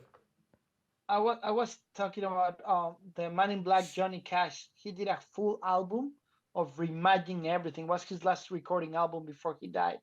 I Ah, highly recommend people listen to it. Uh, yeah, reimagining some. We are doing a full EP of 4 songs. The beginning was hard, to be honest with you. Not for me. I'm crazy about the idea, but my band wasn't buying it till I showed them the song that already that is really good, and they didn't recognize it, the demo. They told yeah, me, "Hey, did you copy the?" yeah. You wouldn't right out of the gate. It took me a minute because I remember because you guys put a snippet of it on TikTok, and I'm like, this seems familiar, but not like it seems familiar. Like it's not something I Yeah, can't place. It feels familiar for some reason. Then you told me the name, and I was like, oh, well, duh, yeah, I and totally get it. we're doing 3 more that there. Two they're on the works, and the third one, my band told me, even you went crazy or you became a genius It's because totally they haven't genius. understand the arrangement because the imagine thing. I didn't they haven't understand because I went bananas. But yeah, that's the new trend. I highly recommend Falling in Reverse, right? The song from Papa Roach.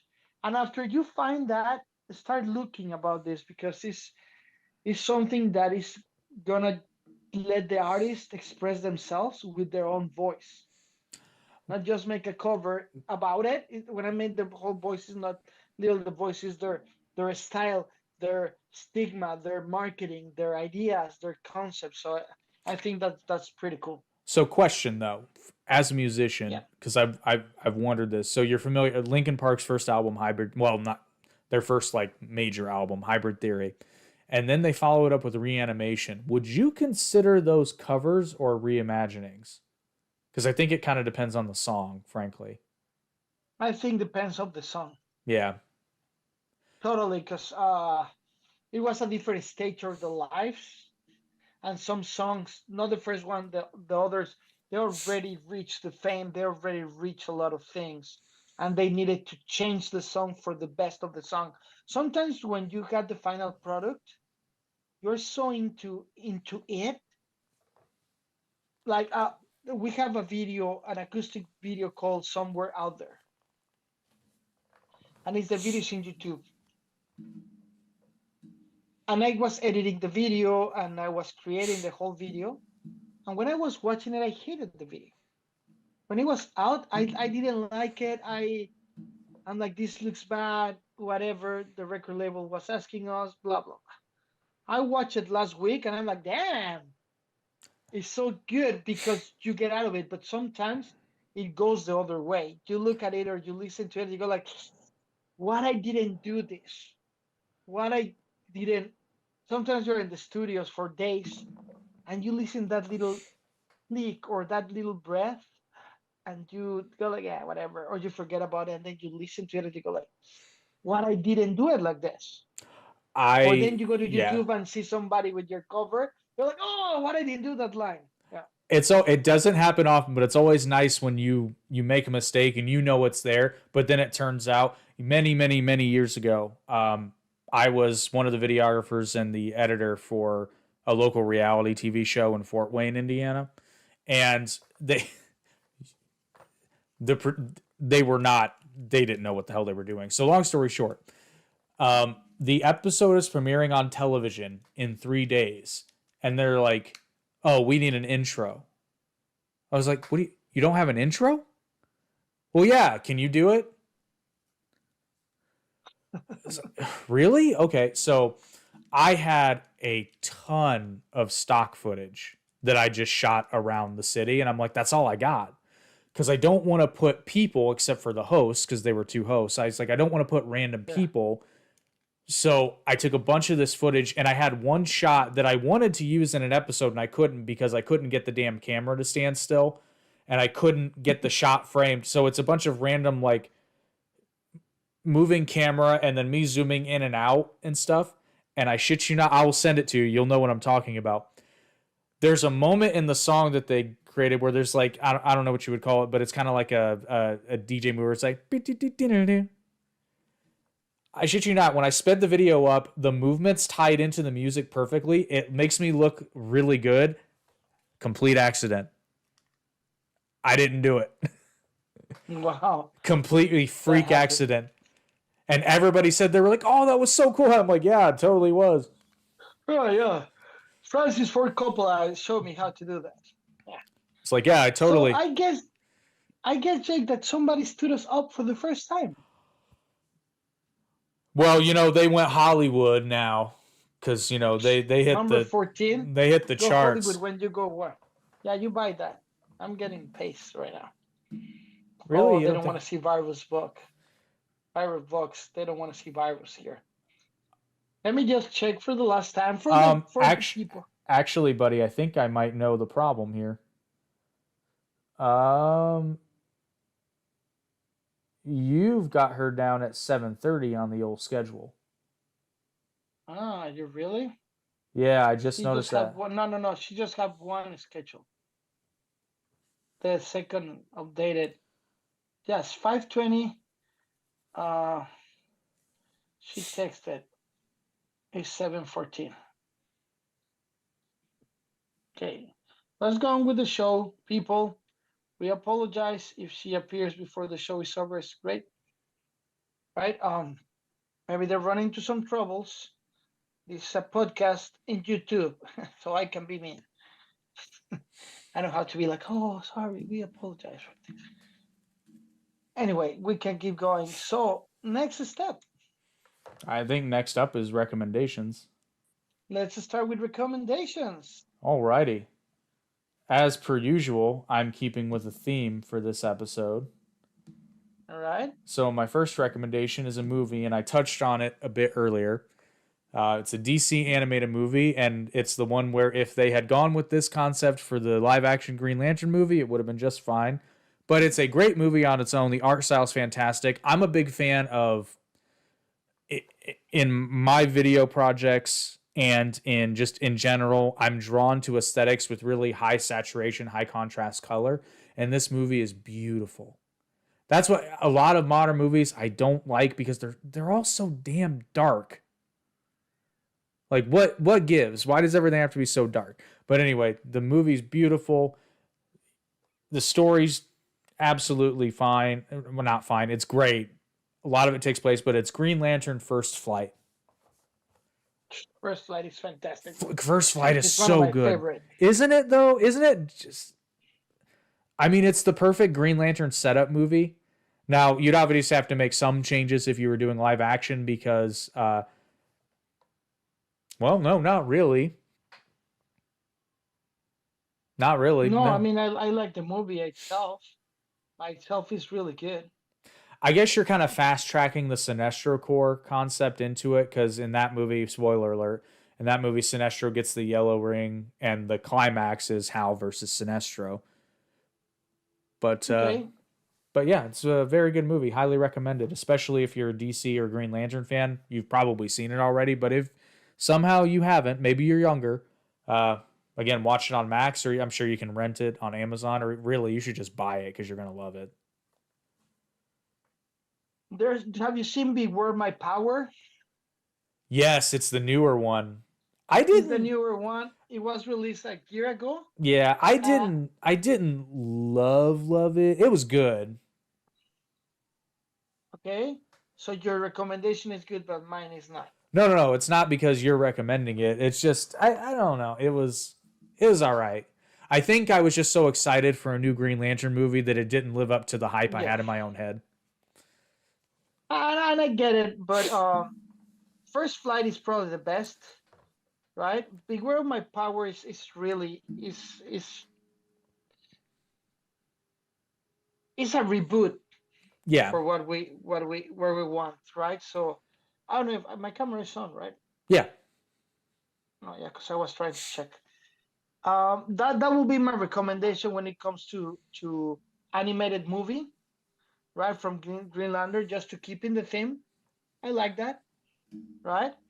Of course, I know that you're gonna be like, oh shit. Of course, we watch it, but I highly recommend for you to watch it. Okay, this is an exercise, okay? Go and watch the Green Lantern movie, the bad movie, and remember that you don't have a budget and you're not a director in Hollywood, and embrace it. I know it's stupid, but you know what I mean? It's not a bad movie if you see the good parts. I defended it. In fact, I've got sort of a concept I want to do on my YouTube channel where I don't know the name of it yet, but basically it's like I take movies and TV shows or even games that were just hated, and I kind of go to bat for them, kind of like a defense attorney. Yeah. You know, it's like, because honestly, the movie wasn't that bad. There's been way worse. And then you can watch Deadpool and just watch the ending and enjoy it, right? Exactly, it's catharsis. Are they texting you? No, I was checking if they were texting me, but I want to take a moment to talk about this. Have you guys been receiving messages of hi? And then you put hello, who is this? And they say, my name is whatever, choose a name. Is this Jeff? No, I'm not Jeff. I don't know how people can fall into that for real. Oh, I know. The other day I did this. Person told me, this is Jeff. I go like, am I? Am I doing this again? Who am I? Am I Jeff? Am I Max? Who am I? Who am I? Who am I? Put 10 texts of who am I? So they blocked me. It was really fun. Well, you know, it's funny though, because you shouldn't. I mean, well, you do what you feel is right, but I'm telling you, I got an email a couple years ago from this Nigerian prince. Really? You got the Nigerian pin? Hey man, the money's coming. I can feel it. Actually, I got a guy that received it for real, and we just went along with it. Obviously, we know it was a fake, but we played with the guy like for weeks, man. I'm talking about many years ago when it was just email. Like, I'm just waiting for a payment. Wait a little bit, right? Oh my God, are you serious? I can buy. Oh, we went. Isaac Asher, he was the lead singer from a metal band in Mexico called Sin Rage, right? I produced. If you guys found the video on YouTube, that was my first production of a metal band. I get them a sponsorship, a product placement of Hugo Boss. So they were metal dressed as Hugo Boss. That was when the Matrix come out. So it was really, really cool. It was the concept was good. It was they were dressed on a suit, right? Being all like big badasses, and the movies. The movie. I mean, the music video was fixated in Shakespeare and the evil sides of the Shakespeare, and it was really good. Right. What was the name of that song? Name of the band was Sin, like Sin and Rage. Sin Rage. But what was the name of the song? I don't remember, to be honest. Our guest is popping and, up. Go ahead. And we have our guest. This one's gonna be nice and chopped up. It's okay. Just let it go like that. Just let it go. So it's great because now we have our guest. So our second guest of the podcast today. We're really excited because they just opened with the news that their new song, well, the latest song, is in number 14 of the Apple Music rock chart. So welcome, Rachel. How are you today? Good. How are you? Good, good. We were just talking about you, how you stood us up, and we're gonna ban you for that. I'm just kidding. I'm just kidding. I may have gotten the time wrong. That's my bad. Sorry. No, that's totally good. It's fine. I'm a jerk, but that's my nature. I'm just kidding. I'm just happy that you're here. Tell us a little bit about yourself, about the band and everything. Well, originally I just wanted to do instrumental music. I never, I mean, maybe like when I was a teenager, I dreamed of being like in a rock band or something. But I was really scared to release any music where I was singing until I met my bandmate, and I started sending some of my songs to him to mix, and he wanted me to collaborate in something that was more towards the style that we're doing now, and kind of convinced me like, no, you should actually go for this and do it. So along with still making instrumental tracks, I like produce for film and TV, stuff like that. And then we just decided, I decided earlier this year that I was gonna write an album, and then I finally convinced him to join the band with me. So there's kind of how that started. That's good. That's good. How long you guys been playing together? It's not that long. I remember the first time I found you on the talk, because we call it like that, right? We were you were learning how to play drums. I was telling the story that you have the sign saying, "This is my first time. Be nice," and I told you, Reg, turn the sign this backwards, and you turn it, and she start playing. It was that's how we found, because that's gotta be like 3 months tops, maybe That more. playing the drums, I think I started back like in February when I started maybe going, I don't remember. I don't know. Yeah. On going live though doing it. But yeah, it's been a lot of fun learning that. But I don't do that for the band, so No, I know you do it for fun, but that has been working great to promote your band. actually, yeah, surprisingly it really really has. It's been neat. It's been you never know how, the internet works, I guess, and what will draw people. Yeah, I mean I see you grow since I'm gonna record, and this is what I'm trying to have a number 14 in the iTunes. Tell us something about that, please. I mean, and it's just been through TikTok and networking and I guess being in the right place at the right time, I was able to get some of my music in front of this team who two of the members are on the Grammy voting panel. Um, Another member is a Grammy award winning sound engineer, and so just being able to like start forming these relationships with them and so they were like, yeah, first they're like, you should do an EP, and I was like, oh, okay, but then he's like, no, you're gonna do an album.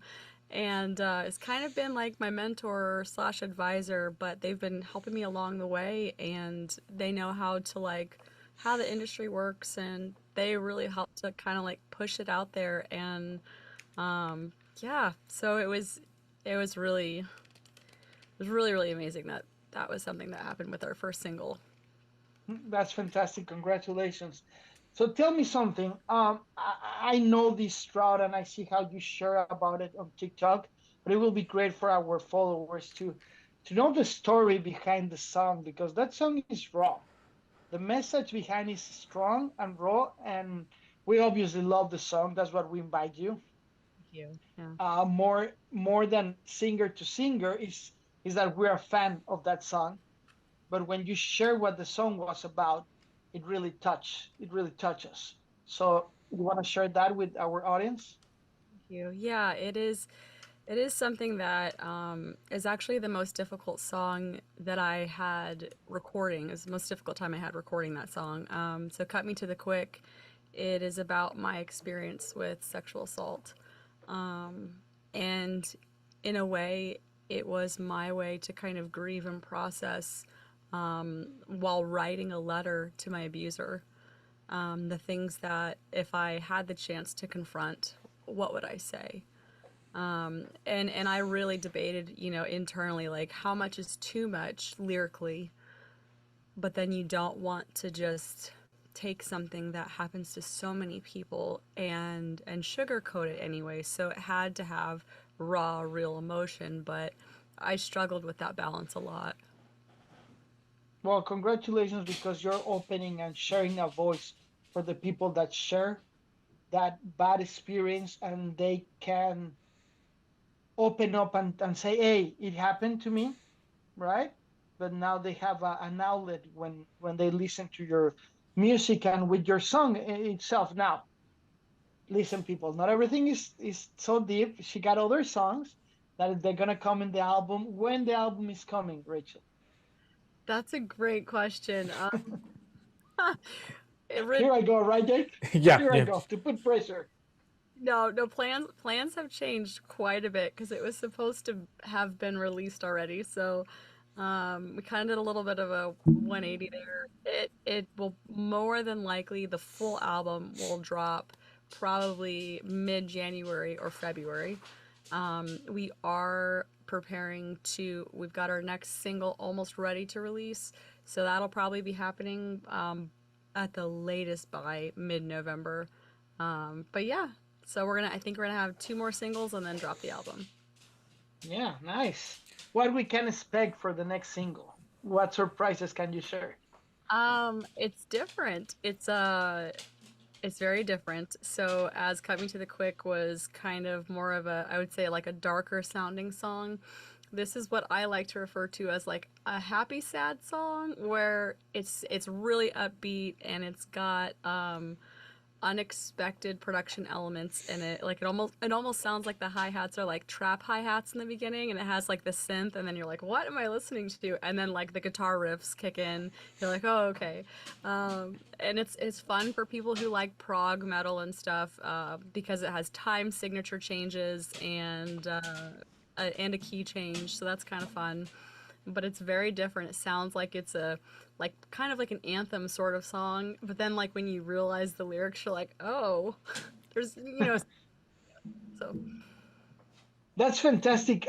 Thank you for sharing that. Would you mind sharing the process of how you build a song? Because I know that you're a music producer and you have your life built around that, right? But suddenly becoming the lead singer of a band is a different process.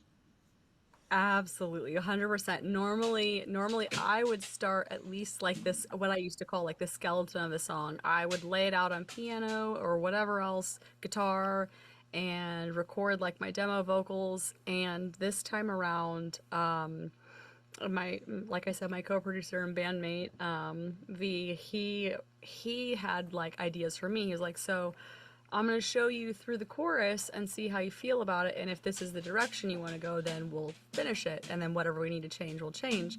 And I was like, whoa, this is weird. But when he would send me songs, it was like I connected immediately with it because he knew the sound that I was going for.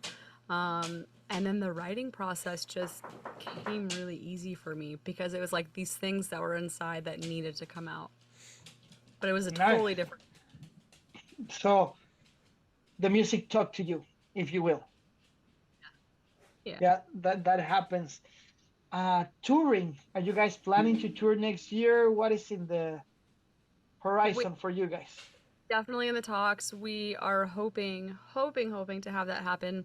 We do have a bit of a little difficult situation, and that is he lives in Argentina, and we have a couple other people who are, I guess you would say auditioning. We've been scoping out and trying to complete the full band, but so we would definitely have to have something lined up. He'd probably come out here for a couple of months, and whether we do like a local tour or something else like that, we would start doing something. That's the hopes and dreams. Preach to the choir. My guitar player and my bass player are from Mexico, and we're waiting for their O1 visa for the tour. Oh goodness. And we are invited to open to Avenged Sevenfold, and we can't till we have the O1 visas. I know, right, Jake? We've been Te- like this, can you tell them to and then fast track that? I know, but with the strikes, and we Yeah. need a union to sign the documents. It's been like really, but it will come. So if you need any help with that, I help you out because we know that path crazy, like crazy. I'm Argentinian, so so You that's know I that. like your band better. Yeah. Okay. Uh, Yeah. Valentine. He is. Yep. He lives in Argentina right now. So. now I understand the sound better. Oh. I can feel the sound. No, no, really. People don't know, but Argentina hasn't stopped producing rock ever. We have an icon over there that he passed a couple of years ago called Gustavo Cerati, and he used to play in a band called Soda Stereo that created a revolution of rock from the 80s to the late 2000s. So the rock is a huge thing in Argentina. But let's get back to the band. What are your influences, Rachel? Ooh, I would say, especially for the album, our biggest influences, for me, obviously, I'm first going to say this, is Spirit Box. I'm a huge fan of Courtney and her amazing vocals, how she just sings so like clean and beautiful, and then just the gnarly screams. The gnarly, yeah. So that was a big influence. So was, I would say, Bad Omens, Bring Me the Horizon, Motionless in White, Again and Forever, of course. Sorry. right, right. Yeah, and then I think, did I say We Came as Romans? Those were like the core bands that, we really love the sound of that, how they incorporate, the synth elements along with, so, that modern metal kind of feel, metal core, if you want, I guess. Do you have any classic bands that you like from metal? Yeah, I mean, like, I guess I'd say, like, growing up, listening to, well, I guess it all depends. I don't know. You could go back and say like Metallica. I used to listen to Metallica or like Godsmack when I was younger, things like that. So That's my. I remember the first time I see your hair. You remember? I don't know if you know this melodic metal band called Lacrimosa, European band. I recommend it to you. He has the hair white and black. Was the first person that had it white and black, and it was boom.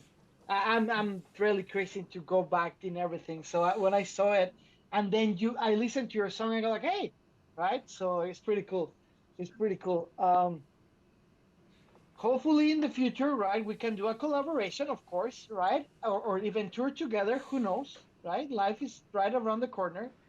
Um, if let's play a hypothetical here. Somebody come and tell you, Rachel, we will give you the tour that you want. We will get you the album that you want, and you will record whatever you want. What will be your answer, Rachel? Dreamland. like who would I be touring with? And That's the answer. Yeah, where you want to record. I I haven't thought about where I'd want to record or anything like that. There's so many. I mean, no, I'll just say Skywalker Ranch. I'm just kidding. No, but I mean, Well, you know, well, maybe you never know that the dream is the dream, right? yeah, yeah. I guess I would say. I mean, all the bands that I listed, we were like, yeah, I'd be super happy. I I wanted to like say I would want to tour with like We Came as Romans, and they're like they're kind of a little out of your league, Rachel.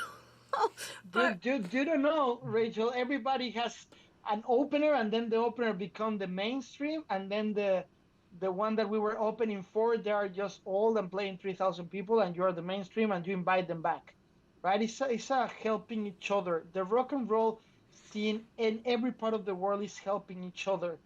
Um, I got the luck of being in music all the time since I was really young. And I go back to the people that I met once or twice in the rock industry, and they're like, "How you been? What do you need?" You go to the pop area, and they don't even take the call anymore. So rock and metal is about give and take all the time, and being, humble and enjoy what we do. I think that rock and metal is coming back really hard to the industry, I agree.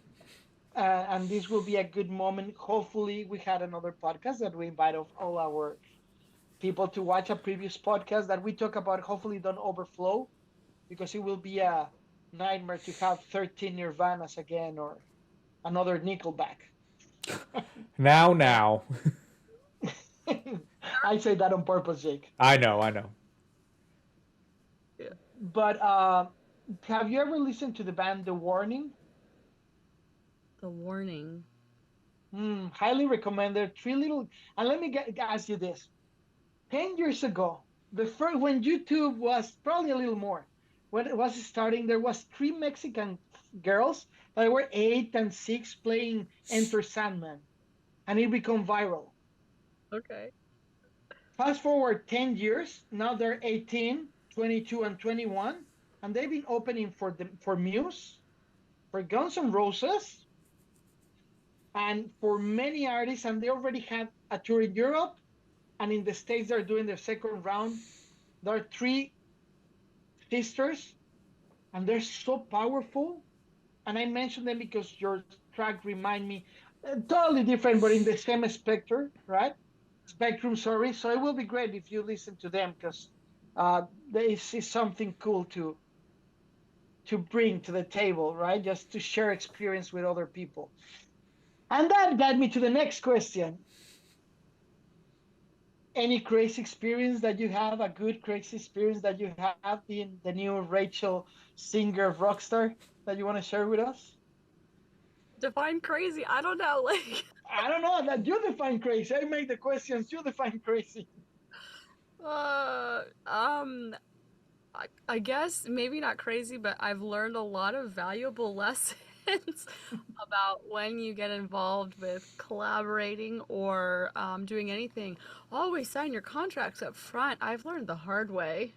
I have learned the hard way. Yeah, that happens. That's just Jake? good advice in general. Yeah. Jake? Yeah. Go ahead. I was just gonna say, because I've been burned by contracts outside of the music industry. Yes, always read them, have a lawyer look at them, and sign them before you do anything. I'm gonna give another advice. Just sign everything and have fun and deal with that after. Oh, real estate No. agents must love you. Uh, you know how many cars I own around the world that I never drove? Okay, I got a story for you people. You want to share a story?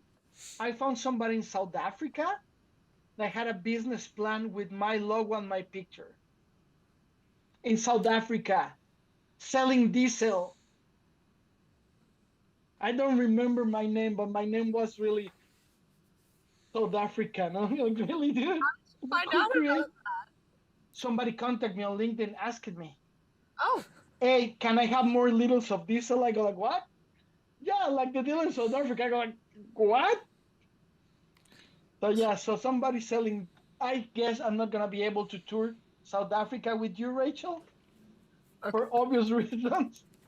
But no, but it's so good to have you here. I know that we talk. You're so busy online when you go online on the talk. I say something and you got 13 people telling you things and you go crazy. I can see sometimes how they put some pressure on you so much. Yeah, but it's so good that you have such a good reaction. You say that playing the drums help you, but what do you think that is what is opening the breach of being just a person that posts about their band to be what you're becoming? What do you think that has been? Um, I think part of it has been that I have always wanted to remain open and transparent, especially with the story that I want to tell, um, which is that it's okay to be yourself and not, wear a mask. So I decided from the very beginning that I would just be completely transparent and say, this is me. Like, if you like me, great. If not, then that's all right. I'm not going to be for everybody. Neither is my music. I came from like a lot of hurt in the past because of it. I stopped music for a while, but ultimately for me, I've had to like, it's been a really growing and challenging like inner growth experience. But even just like playing the drums, had people coming and hating, and I was like, hey, like, now I've gotten to the point where like it doesn't affect me, and kind of find it funny. They're like, you need to practice to a metronome. I'm like, I didn't think about that, but it's kind of like, changing your mindset. But I guess that would be the biggest thing for me is yeah, just kind of being open, and this is who I am, this is my story, and I know that there are other people out there who have been through similar, so you have a place. And even if like grand scheme, like my dream of dreams came true and I was able to like tour the world and whatever else, I still want to be an accessible human being that's not, you know, that's there for people. That's what I love about the community that I've met is the genuine friendships. Well, there you go, people. Need to listen to her track, right? And enjoy the sound, but receive the message, if I will, Yeah, right? I actually did want to touch on that for a moment. I'm talking to the viewers right now. You need to go listen to Cut Me to the Quick.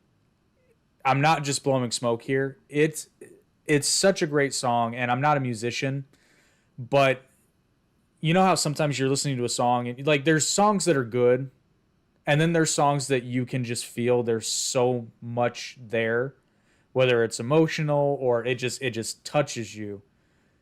And it was like that for Virus with Kamikaze. That's why I told you, like, I instantly knew, like, within the first couple of measures, I was like, oh, this is different. And I got the same reaction when I turned on Cut Me to the Quick when he sent it to me, sent me the link. So do yourself a favor, go listen to the song, go support the band. You will not regret it. They are awesome. I was very disappointed. I could only listen to one song. Yeah, we all disappointed about that. We talk about that meanwhile we're waiting for you. We went and suddenly like I need more, right? So that's we're waiting. We're really excited for you. We want to hear more from you. And I'm trying my hardest to get it out there, man. I know, I know. You know, you can count with everything from Again and Forever to help each other, push each other because, like I say, that's the way. I have this great friend. We never met in person. We met online. Actually I met his her boyfriend. He's a tattoo artist. He told me, "Hey, my I'm not gonna tell the name because she's getting big." Introduced me to the girlfriend online. I gave her some advice. She gave me some advice. She actually was sending her the demos from Again and Forever. She was sending me her demos. We like share stuff, and now she's been opening for Bush 32 times around the nation. Wow. She's doing great. Fuck it. Her name is Devora. Listen to her. Fuck it. Yeah, that's just me. That's just me. Deborah, I told her, you sound like a gothic Dolly Parton, and her new video says the gothic Dolly Parton because it sounds like this. But it's not my idea. It's her whole work. But the way to share experience and share. I remember I sent her. We did something weird with an album and we elevate the levels of the masters, but not in the masters. This is for people, this is for the audience that they don't know, but Rachel and me know because we're producers. So we were enhancing the levels individually with the frequencies and clean them. So the master go up naturally so we can upload the master. So when you listen, it gets more punch. And I sent it to her and told me, what the hell you did? Right? So I sent her all the specs of everything, and I don't know if she used them or not, because she doesn't play metal like us, like you and me, Rachel. But just the sharing. I remember the other day. Doesn't matter that they seen us on a stage, podcasting, streaming live. We have payments, right? We have relationships. We have issues. Sometimes somebody in our family sick. We feel sick, and I remember the other day I was really not having a good day. And I went and found you, and I say, when you gonna play one of our songs? And before you answer, somebody from your stream say, oh, you miss it. She played yesterday. That second, that probably for them wasn't nothing, for you was normal because a lot of people write to you. I went, this is really cool. She took the time to do it. And that is when that little things that we can do for each other. I'm not talking just Virus to Rachel, not band to band. I'm talking to everyone in the audience. That little thing that you can put a heart in somebody, really, just put a little heart is this and a share. And for your three friends, forget about who they are. One, two, three. It helps so much for people's dreams nowadays. Before that, you need to go buy an album, get a poster, write a letter, and say, hey, I'm in the fans club, save money when we were kids to buy a CD, right? I remember when I was young, and here I go my age again. Uh, I saved money to buy the soundtrack from The Crow. Remember that movie, The Crow? Was such a good, and I got the special edition with a big booklet. And I was so proud of myself, but it wasn't an instant recognition. You needed to go to your friend, or even worse, let him have the CD for a couple of days, right? Now it's just easy, people. Just if you like it, give a heart, give a share. If you freaking love it, then follow. And if you're a nice person, take 3 seconds of your life and help people like me, like Jake, and of course like Rachel to fulfill their dreams because she's really talented and I see that you're gonna get to a lot of places. Just keep doing what you're doing, right? And just be yourself as always. Thank you. I appreciate that. Yeah. All right. Thank you, Rachel. Do you want to add your social media, please? Um, I mean, it's just the band's name, so I think I'm trying to think on I don't know if there's an underscore or not, but you can just it's yeah, just Valena on everything. Oh, in okay. No. I said that so our Nino, our producer, write it down here.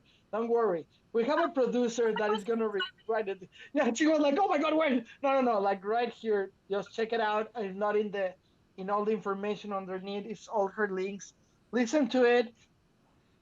We can wait for you to text us and tell us we're not 14, we're number one.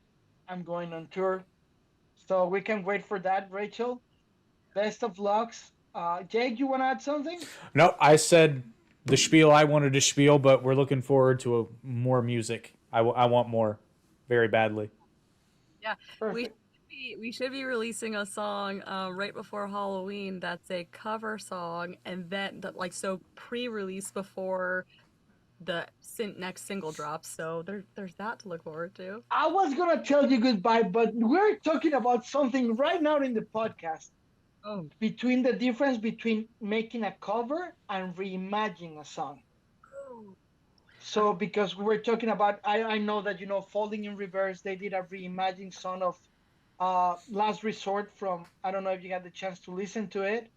It's the Last Resort from Papa Roach. They reimagined the song. Song is fantastic. We just released. Actually, I'm gonna text you the song, the one that Again and Forever just finished, haven't been released. Like we're reimagining a song because I want your opinion, right?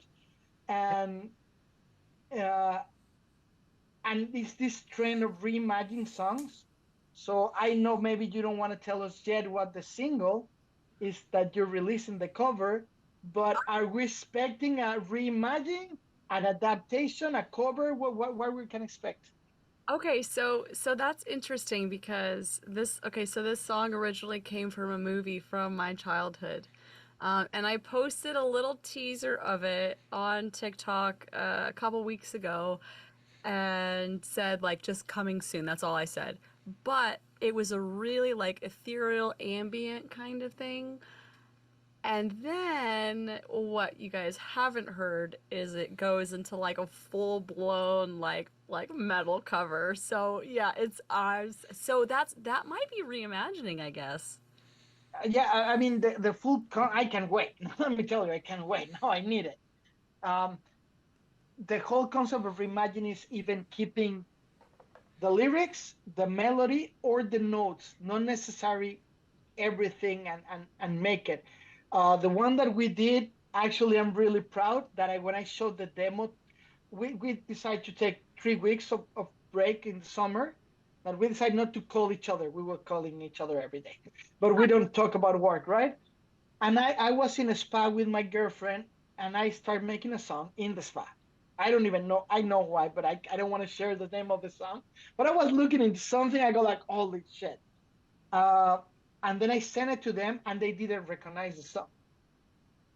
And when they listened to the chorus, they were like, Jake, that obviously is a friend of mine, I sent it to text, and he told me, this is amazing. I said, did you recognize it? He's like, no, rings a bell. And when I told him, like, oh, and I believe the concept of reimagine, at least for me, is that believe that you wrote the lyrics, but you're putting their personal time, experience, and moment, taking away the original one. Like the notes, I changed the tone, I changed the key, Mm. I changed the progressions, I changed everything, but I keep the words, not the melody. So I made a mess, right? So I will text it to you. I made a mess, but it works so good that that song is the record label right away told us we want an EP, 4 songs that reimagine, just like that. That's neat. So, so I can't wait for the cover that you're gonna release. I wanted to release Thriller in Deadcore, but my company record label and the band say no, thank you. I go like, yeah. Oh. Because I wanted to do it just for a little TikTok. They say, but it's okay, right? We play the good with the bad. We're really free in what we do with the record label. However, we belong to a record label, and it's a job, Yeah. right? But I can wait to listen to that cover song, and I can wait for you to listen to our reimagined song. I can't. Yeah. Uh, Yeah. I can't wait. and so we were talking about that before you came into the into the podcast, that trend that is created, and we were analyzing. And I don't know if you, of course, you know Johnny Cash, right? The Oh yeah. Man in Black. He released his last album, was a double album of reimagining songs. So this is not a new trend. He even played songs from Nirvana and David Bowie in his style. So he wasn't making a cover, was reimagining the song. So would Hurt be a reimagine or a cover? Which one? Hurt. You know what? We were talking about that. I think just the artist can tell you that, because it's hard to know. I mean, if I make I when I was a solo artist, I make an acoustic album with a symphony, right? From the National Symphony in Austria, and I made Freak on a Leash, and I make it a jazz arrangement with a ballad, What? and it sounds fantastic, Where could I right? hear this? Actually, when I was gonna I released Tears in Heaven. Oh, no, no, no, no. We're gonna release Tears in Heaven with Capitol Records, and then is when I got sick of COVID. COVID came, and that album is number one in the chart of my hard drive. It's never seen the light, and it's never gonna see the light again, because now I mean, again and forever. That is a band that I love and adore, because that said, the bass player, he's will be like the Mexican Fieldy. He was in a band called Resorte, that he was like Korn. He was the bass player, and Steiner is like the guitar player from Muse. It's a power band. And we Hmm. have Robin Diaz that he plays with live. So it's a power band, and it's just happened. So now I can share it with you, so you listen to the remastered versions. One day, you know what, Jake? We can just put it here in the I pod, was gonna say I so need we to get hear sued. this. I Oh yeah, sure. I would love to hear that. Yeah. The It's funny, but this is part of our podcast. It's friends talking together, right? I record 73 songs in my career, because I started singing when I was 12 in Latin America. Tears in Heaven, my brother died, my older brother died, and it was really hard because in Mexico it's a complicated place. So somebody tried to kidnap him, he defended himself, they kill him. So 2, 3 years after, that's what when you mentioned the pain inside, I couldn't write a song. I retired from music. But I was watching a show. I was watching Sons of Anarchy. And remember how in Sons of Anarchy they put songs at the end, and they put Tears in Heaven. Mm. And I remember I went over there. I made the arrangement myself. I played the guitars, and I called a guy in Argentina that played the bongos, another one the cajon, and then it was really good. And then I called my manager and told him I'm ready. And he told me, "What do you want?" I said, "I want a symphonic orchestra." And he went, "Really?" From doing nothing to it. And then for that time I had the songs, but then we contact them, and then COVID came, start of the COVID, so everything closed. However, it was cheaper to hire an orchestra online.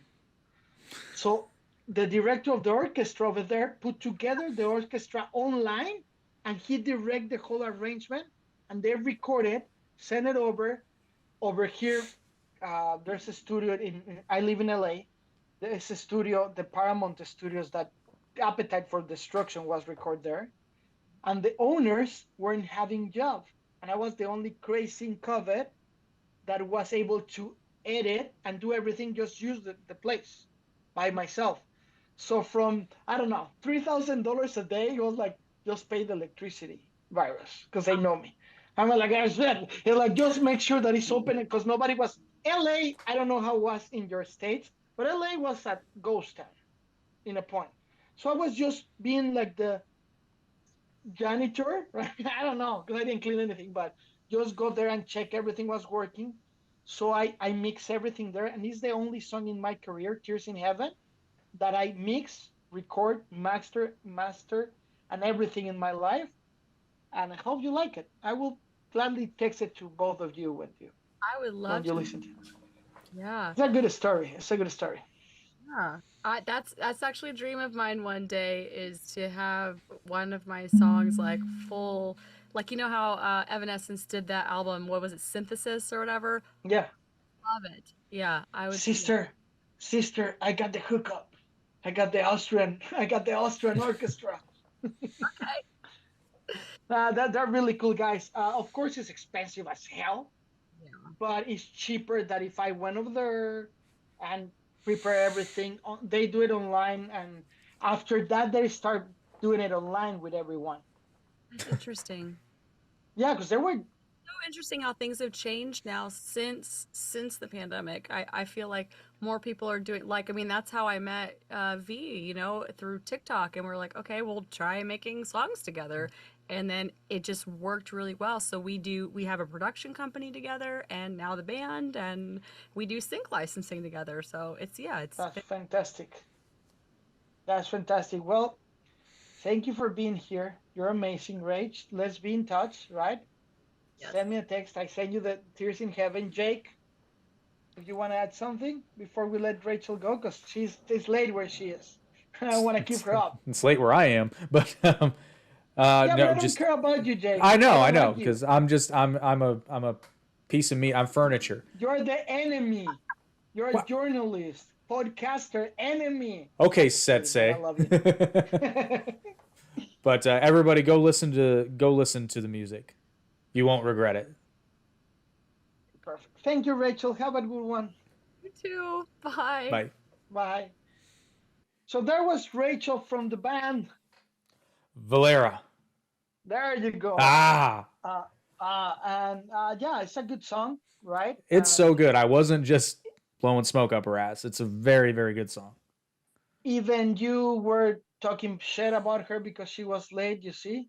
See, once again, the internet is a thing, and all they have to do is hit the rewind button or scrub back. I don't know, Nino. What you think? I was the one talking bullshit because I'm just joking all the time. All our fans, our followers know that I'm an act. So we were in recommendations. We talk about the movie. I know that if you allow me, I know that I've recommended this before, but because it's Green Lantern, seriously, guys, go wherever you can find it because it's not on sale anymore. It's not easy to find. You need to go, not in the dark web, right? Probably it's in YouTube, Probably. but Hero Quest, the audiobook from Graphic Audio. Seriously, it's such good. I know I mentioned this before in many occasions, but the slogan of that company is a movie in your mind.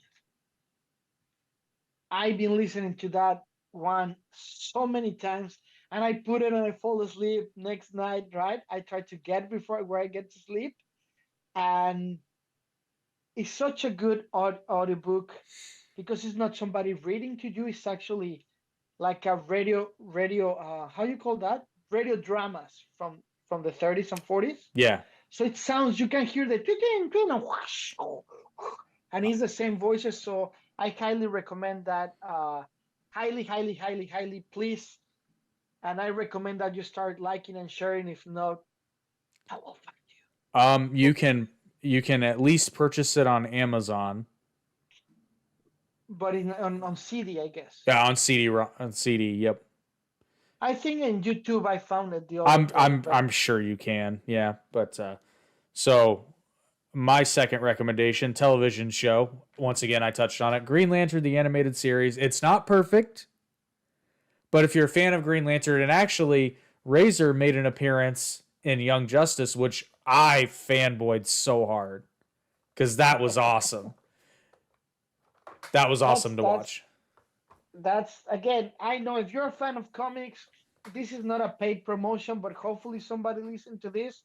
HBO, $15 a month, and you have everything of comics books. You can get it even cheaper if you're okay with ads. Because I think with What do ads, you it's mean? like you can get max for I think it's $9.99 a month if you enable ads. Oh, really? Yeah, so even if $15 is too rich for your blood, no, I think it's even cheaper than that. But whatever it is, if you like, I mean, if you like DC Comics, you need it. It's like for $10 you can download and read every comic at Marvel. The app to read Marvel comics, guys. $30 a month goes way more nowadays. Yeah. If you like to read comics on your iPad or your iPhone or whatever you want to read it. My last recommendation doesn't go with the theme. It's not a new one. It came out around 2 years ago. Totally out of the what we're talking about, but it's called It's a mini series in Apple TV. It's called 5 Days in the Memorial. It's 5 days to a real story after when Hurricane Katrina in New Orleans, and after Hurricane Katrina, how in the hospital the happenings after, meanwhile Katrina and after Katrina, and it's a real story. Uh, I don't want to ruin it for you guys, but it's something that might be considered a crime or a humanitarian movement, but it's a really strong 6, 7 episodes. I don't know if you remember the Departed, Yeah. the movie. What is the name of the actress? The same actress from The Conjure. Uh, she got a name, such a unique name. I'll tell you in a second. Farminga, something Farminga. Oh, Vera Farmiga. Vera Farminga. She's the lead actress for this, so that's a guarantee, people. I never see anything from that woman that is half-ass. She's a Never. really good actress. She's a really good actress. I mean, she started with The Departed, right? So So raise the bar a little bit. whose car are we gonna take? Are you a cop? I'm not a cop. Are you a cop? I'm not a cop. It's something. Anyway. As you can see, we like The Departed. So that is my last recommendation. So check it out. It's in Apple TV. Yeah. So. My weird one normally wouldn't tie into the theme, but I made it tie into the theme because of that. Well, I guess it still kind of ties into the theme.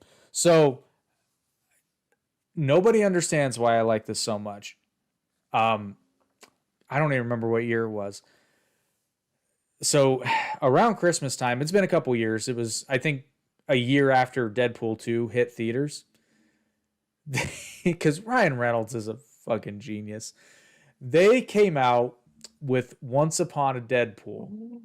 Oh, yeah, I saw it. It's such a good one. It's so fun. Like the entire idea. So if you're not familiar with it, here's the skinny. It's a PG-13 version of Deadpool. Now, that by itself is not anything. But what makes it awesome is how they set up. So Deadpool kidnaps Fred Savage as an adult and puts him in the bedroom set from the Princess Bride. Princess Bride. I almost said Diaries. I'm like, wait, it's not Diaries. It's the Princess Bride. The Princess Bride. And reads him the PG-13 version of Deadpool, but they intercut the movie with scenes of Deadpool and Fred Savage, and these are hilarious. This fantastic. For the people that doesn't cut Princess Bride, My name is Inigo Montoya. You killed my father. Prepare to die. What an epic line of everything. It's funny that you're making it with more accent than me. That's how you say it. Come on, do it again, please. My name is Inigo Montoya. You killed my father. Prepare to die. Yeah, that's good. So that's the movie for people to know. I am also not left-handed. But yeah, there are some, and we even had the Nickelback hate because there's a bit where Fred Savage essentially says he's like, Deadpool PG-13 is like if the Beatles were from like played by Nickelback. It's music, but it sucks. And then Deadpool lists all the accolades and then they share a moment where they both sing This Is How You Remind Me. And it's so damn funny. It's actually it's on my list of Christmas movies, and that's why Ryan Reynolds is a genius, because now it is. Once Upon a Deadpool is now technically a Christmas movie. A Christmas movie. Yeah, he's a marketing thing. What he's doing with his own company is the marketing for Deadpool, the first one. They had a marketing deal with Walmart where they re-released a bunch of random movies, but Deadpool's on the cover. I'm like, that's so fucking smart. He's in the right position to do crazy things. I highly congratulate him. And hello, Ryan. I can't freaking NDAs, but hello, Ryan. I thought about it. My brain was like, anyway. So I don't have a crazy that I thought, but I'm gonna come with a crazy one right now.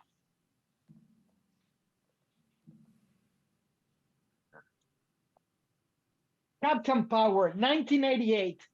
Oh, now I got you. I know that you don't know this. It's a TV show that it was amazing. Captain Power, you can just look it in YouTube. There's not another way to see it.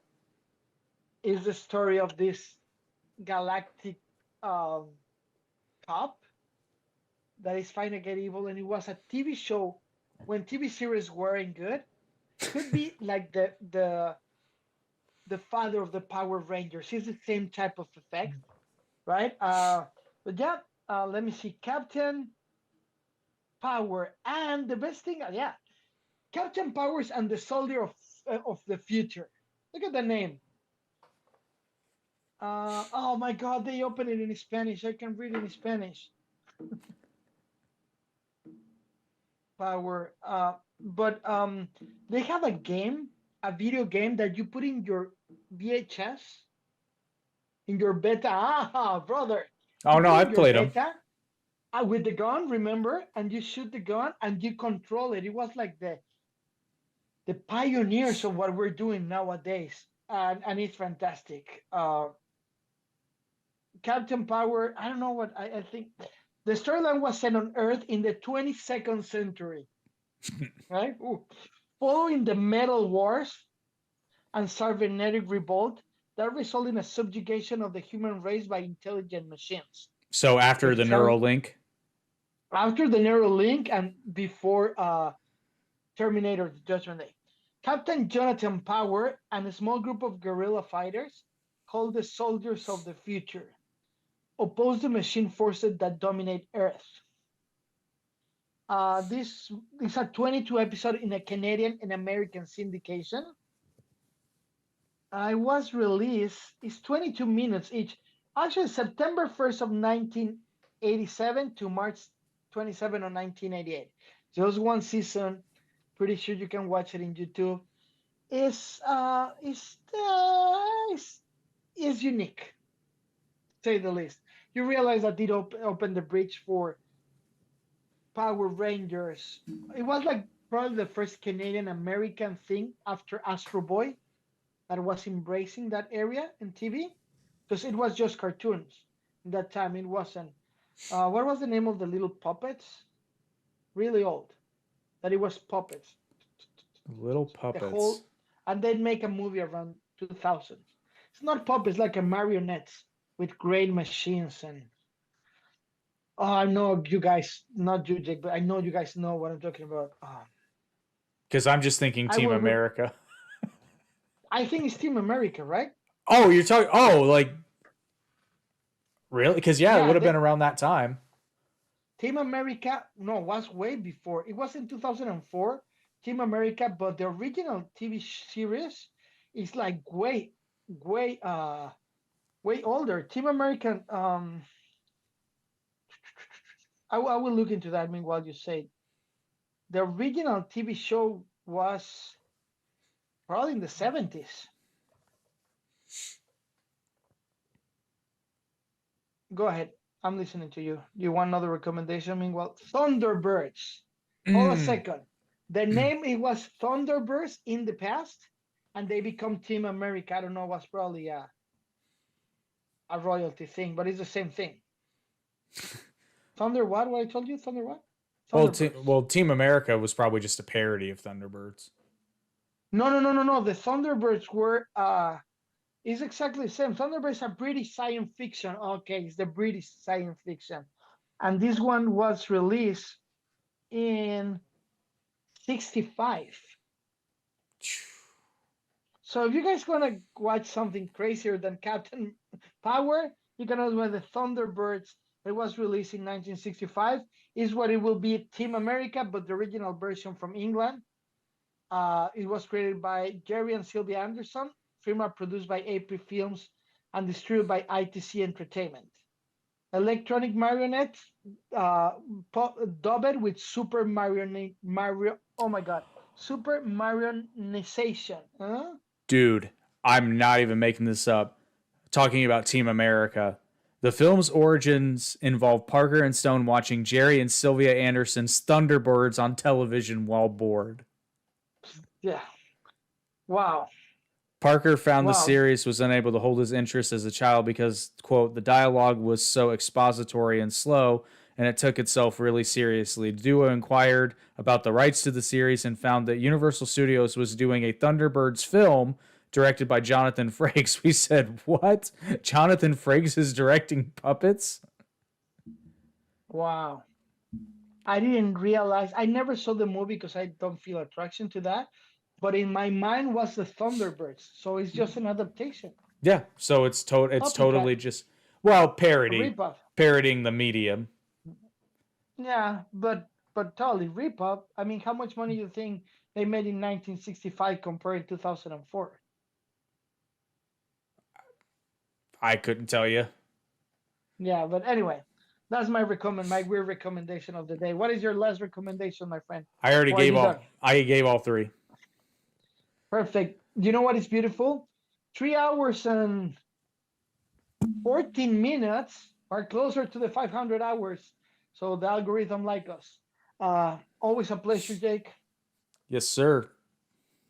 See you next Monday.